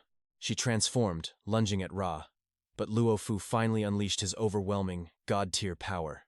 Binding her in an instant, Luo Fu whispered a soft apology. He had no choice. Heavy, rhythmic footsteps echoed through the halls. The trap had finally closed around her. Surrounded by cold steel, 𝑑𝒐𝒅 hissed a final curse. You will all regret this day. As they dragged her away, Luo Fu reminded the doctor of her sacred, blood-bound promise. The doctor smirked. Relax. For your sake. She won't be harmed. For now, at least. Luo Fu, from today, you are my personal shield. Protect me with your legendary strength. Elsewhere, a chilling silence hung over a home. Honey, have you seen the little girl? Lei Ya's aunt grew worried. The child hadn't been seen for 2 long, agonizing days. Maybe she's in the attic, the uncle suggested, unaware of the horror awaiting them both. I'll bring her food. She hasn't eaten since we left the harbor's chaotic, bloody scenes. A blood-curdling scream suddenly tore through the air, shattering the quiet of the afternoon. The uncle rushed in, only to find the mangled, shredded remains of the family pet. Blood was everywhere. Panic surged as he looked toward the shadow creeping in the corner. His wife lay motionless. Above her sat the girl, huddled in a terrifying, monstrous silence. I'm so hungry, uncle, she sobbed, her eyes glowing with an inhuman, primal hunger. The uncle's legs gave out. The reality of the apocalypse had finally entered his home. He clutched his head, tears streaming. This can't be real. This must be a nightmare. But his niece wasn't listening. Dark, pulsing tentacles slowly began to emerge from her back. Outside, the virus had already claimed another soul. A new monster was born tonight. Above the ruins, helicopters patrolled the sky, but the city was already a silent tomb. The monsters are gathering at the walls, a soldier noted, his voice trembling with fear. Why aren't we attacking? He asked, sensing the impending, unavoidable doom at the gates. The commander's face darkened. The higher-ups are terrified the walls will crumble first. Furious that the base walls weren't enough, his rage hit its peak knowing the intruders were still lurking outside. Forget our past grudges, he barked. We must unite now, or do human lives mean nothing to you? Someone is sending me threats, he screamed. Are you trying to kick me out? Who is the rat playing these games? The assistant stood frozen in shock. Meanwhile, in a different sector, the tide of battle was shifting fast. After effortlessly crushing every guard in his path, Luo Fu stood tall. Anyone else want a taste of my power? Gasping for air, the lead guard slumped in defeat. I admit it. This newcomer has the strength we need. Seeing the old man limp away, our hero felt a flicker of guilt. Did I strike them too hard? Chu just snorted. In this world, if you do not break them once, they will never learn their place. But Ra looked worried. Did our plan fail? Why would the doctor send her own men to harass us?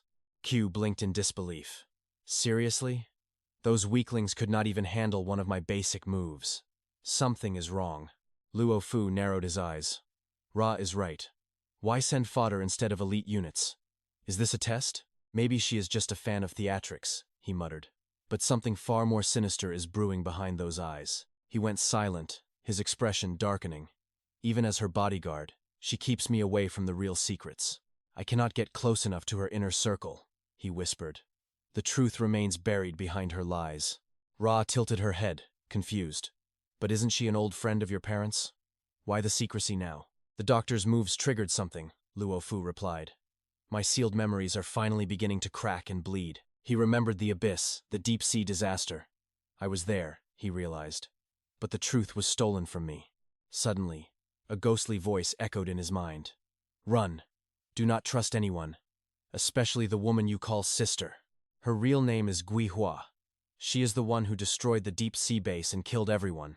With his past in pieces, Luo Fu could not ignore the cold truth. The suspicion was becoming a nightmare. If she is the monster, he growled, eyes turning cold, then I will find the perfect moment to strike. Chu grinned with a lethal edge. Good. I want her to taste the same agony she inflicted on us. Her overwhelming confidence left the others uneasy.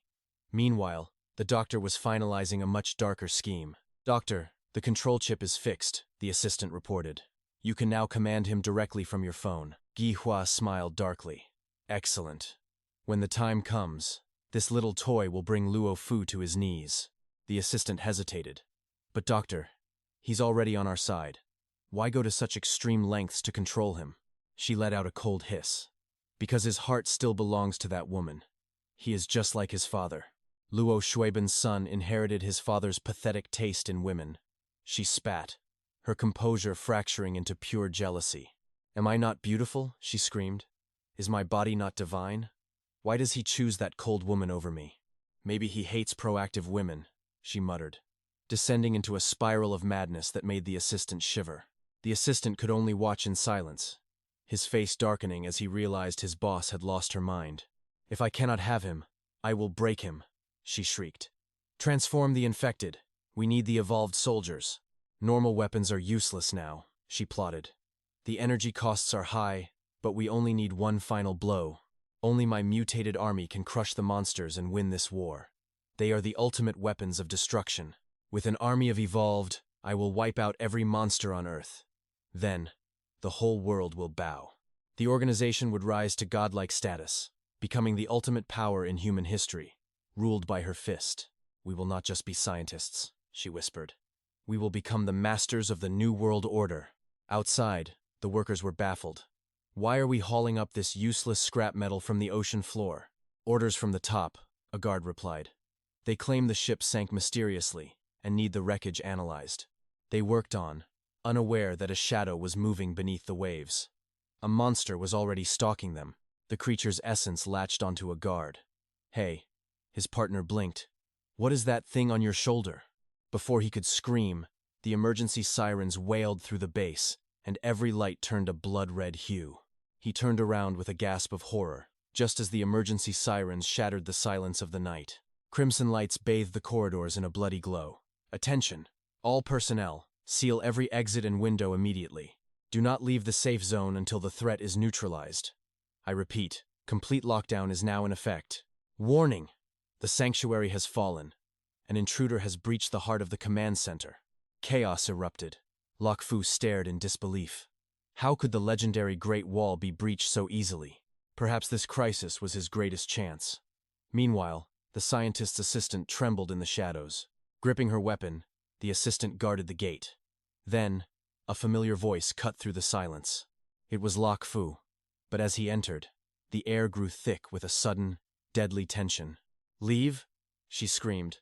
"We must exterminate these abominations before they consume everything." Lok Fu's eyes narrowed. These weren't normal monsters, their energy signatures were off the charts. The fortress was a labyrinth. Clearing every floor was a suicide mission for any survivor. But the doctor's eyes flashed with madness. "No," she hissed. "I won't abandon my work."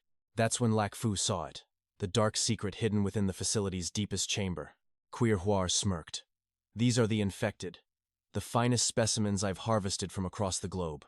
The cures failed," she admitted coldly. "But their evolution, that is where the true power lies. Locked in nutrient tanks, their metabolism slowed.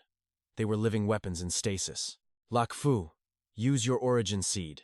Evolve these husks and command them to slaughter our enemies.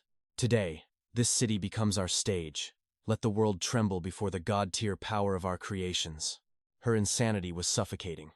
But then, a sinister voice echoed inside Lak Fu's mind. "These puppets are pathetic," the inner demon laughed.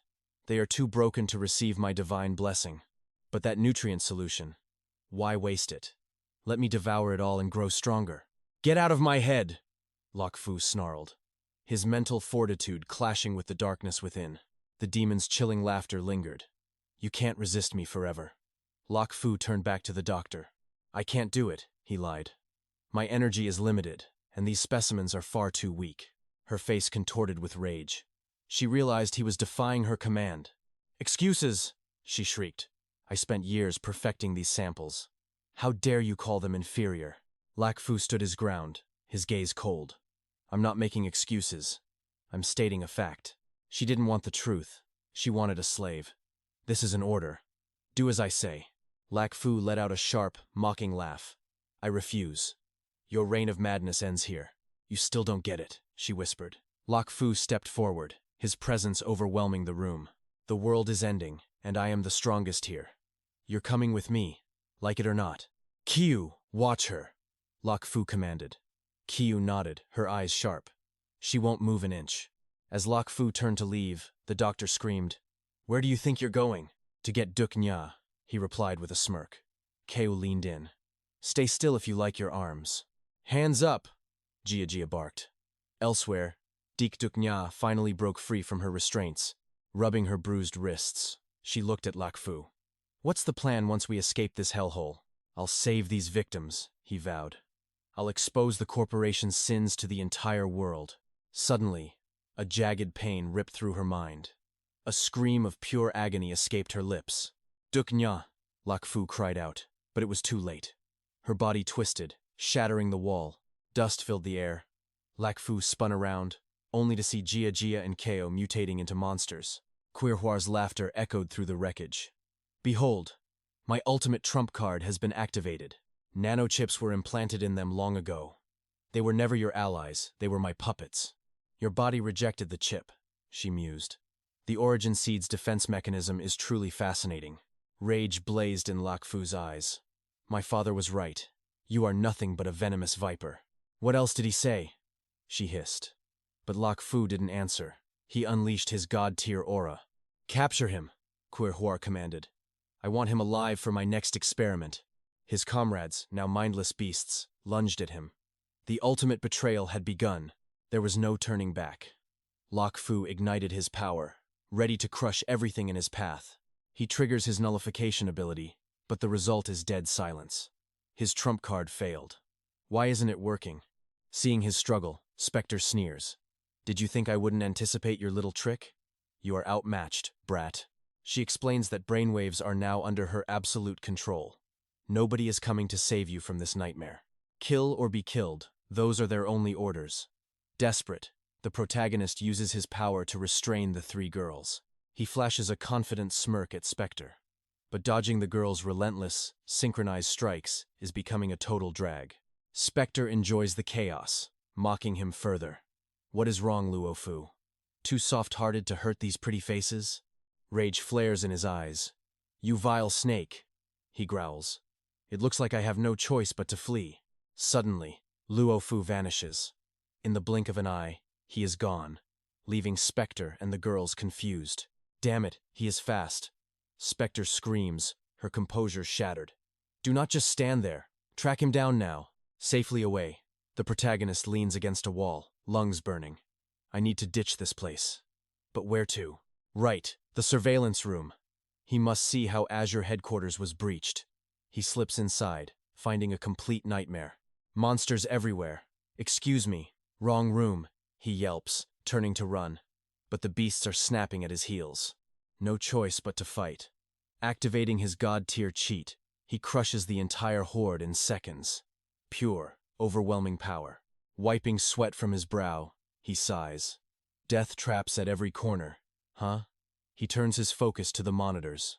Chaos reigns. Floors 1 through 18 are completely lost. The infestation is spreading through the building like a plague. Suddenly, a familiar face appears on screen. His eyes widen in shock. Wait, is that Lei Ya's uncle? Why? He rewinds the footage 10 minutes. There he is, strolling casually through a sea of bloodthirsty monsters. It is impossible. The uncle looks completely unbothered, as if he is taking a walk in a park rather than a slaughterhouse. This makes no sense, the protagonist mutters. Suddenly, a massive tremor shakes the entire room. What the hell now? An explosion rocks the facility. Dust and debris fill the air, making him cough violently. He has been found. Out of the smog, 𝑦𝒐𝒑 and �ＲA emerge. Crap, he curses. He forgot to mask his aura. Before he can react, the girls pounce, pinning him down. Stop! This is too much violence, he cries out. Help! I am being kidnapped! But as they drag him away, a massive beast lunges from the shadows. Don't just watch, he yells at the girls. Fight for me. Whoever wins gets to take me home. Elsewhere, a terrified assistant confronts a mysterious figure. You said you were quitting. Why are you back here? Lei Ya's uncle ignores him, holding the classified WLO file. He begins a complex sequence with a cold stare. The system voice chimes. Project trajectory altered. Recalculating orbital path. Adjustment complete. It is a death sentence. Dual particle cannon confirmed. Password accepted. The cold mechanical voice begins a final countdown. 30 seconds. 20 seconds. The uncle walks away with eerie calm. Behind him, the machinery hums with the terrifying power of gods. 10. 5. The protagonist is still tangled in his chaotic struggle as the timer hits 0. The missile launches. A blinding flash of light is followed by a shockwave that levels everything in its path. Everyone is frozen in pure terror. Luofu stares at the horizon, realizing the world has truly ended. 𝒐𝒅 collapses to her knees, trembling. The particle cannon, it actually fired? This was not part of the plan. The city is now a graveyard of ash and rubble. In the distance, a man watches the devastation. Magic City is finished, he says coldly. Finally, the harvest season has arrived. It is time to move. 𝒐𝒅's assistant gasps as the gate shatters. The boundary is gone. 𝒐𝒅's face is a mask of pure dread. Suddenly, the man screams in agony, collapsing. Dark tentacles erupt from his flesh. He is mutating. It is Lei Ya's uncle. He is transforming into a monster. 𝒐𝒅 screams. She is evolving. Kill it now. The assistant opens fire, following 𝒐𝒅's desperate orders. Damn it, the scientist curses. My research is lost. Back up the data now, she shrieks. But the creature that was once a man is already standing back up. Her agonizing screams pierce the air. Terrified, 𝒐𝒑 roared. She's evolving. Shoot! Kill her before it's too late. Bullets shredded the air as the assistant obeyed. Quihoa cursed under her breath, her face twisted in pure rage. Damn it! All my precious samples are ruined. Quick! Extract the data before everything goes up in flames. Understood, the assistant replied. But the woman who was just moments from death suddenly stood up and pounced. The assistant complied instantly. But the girl who lay broken on the ground was now standing, ready to strike. The assistant was instantly obliterated. This gruesome sight sent the demoness into a panic-stricken scream as tentacles surged. Loinyan's tentacles snatched the remote control, while our hero Lak Fu watched his 3 allies lose their footing. Lak Fu stood frozen in shock. What just happened? He muttered, just as 𝑑𝒐𝒘𝒆𝒓 groaned in agony. 𝑑𝒐𝒘𝒆𝒓, you're finally awake, Lak Fu shouted with joy, ignoring the jealous glares from Kaju nearby. Kaju huffed in annoyance. Classic Lak Fu. You only care about her while I'm over here struggling alone.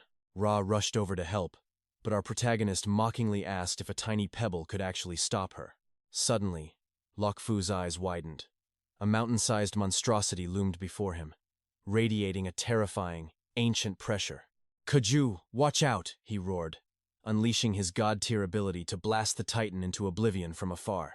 𝒐𝒘𝒆𝒓 joined the fray, their dual blades moving in a lethal, rhythmic symphony of absolute destruction. Once the dust settled, Lak Fu's voice turned cold. We need to investigate that explosion. Something is very wrong. His instincts were right. The fortress gate was shattered, and a tide of monsters was already flooding the city. Outside, desperate guards screamed in terror, begging the survivors inside the glass walls to grant them entry. But in this cruel apocalypse, mercy was dead. The people inside trembled, choosing their own safety over others' lives. If they get in, we're finished, they cried. The guard cursed his fate one last time before the end. Ra gasped, covering her mouth as she stared at the carnage. The legendary stronghold had become a total graveyard. Who could do this? She whimpered. Is there a traitor among us? Lak Fu remained eerily calm and focused. Move, he commanded. We must reach the control room before he triggers another explosion and levels everything. Inside, Representative Lam worked the consoles until a monster lunged. He reached for his gun, trembling with fear, but the beast was erased instantly. 𝒐𝒘𝒆𝒓's single strike sent the creature into the afterlife before it landed. The team stormed the room. Kaju pointed her finger. Found you. You're the one behind all this chaos. Lum panicked. Wait, I'm here to shut the system down. Who are you people even talking about? Lak Fu stepped forward. He's telling the truth. The cameras showed a different culprit starting the missile sequence. The real saboteur was Loinyan's relative.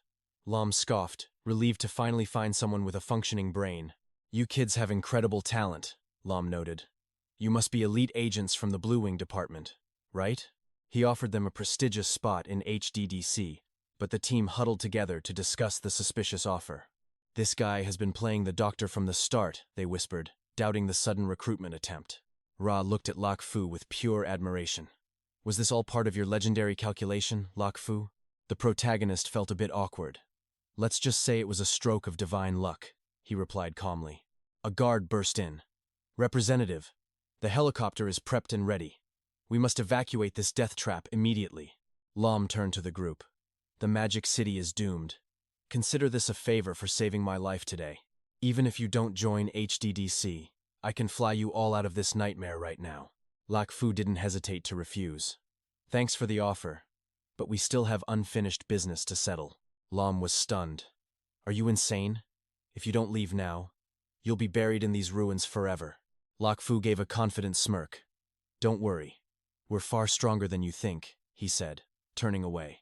Lam watched them go, bewildered. The city was a slaughterhouse, yet they walked like it was their backyard. Blue Wing truly hides monsters among men, he muttered, realizing he was witnessing the rise of a ruler. As the chopper ascended, a memory flashed. Wait, that boy. Why does he look so familiar to me? His eyes snapped wide. He's the host of the primal seed, the one we've been hunting for years. Turn this helicopter back now, he screamed. I refuse to let that ultimate power slip away again. The guard tried to calm him, but Lak Fu was already facing a new horror on the ground. The assistant's body lay cold. 𝒐𝒘𝒆𝒓 knelt down, her veteran instincts sensing something deeply wrong. She's been dead only a few minutes, she analyzed. The killer is still very close to us. Kaju scanned the room. The infected. They're all gone. How could hundreds of them just vanish? Fu frowned. Moving that many bodies so quickly was impossible. And where was the doctor's corpse?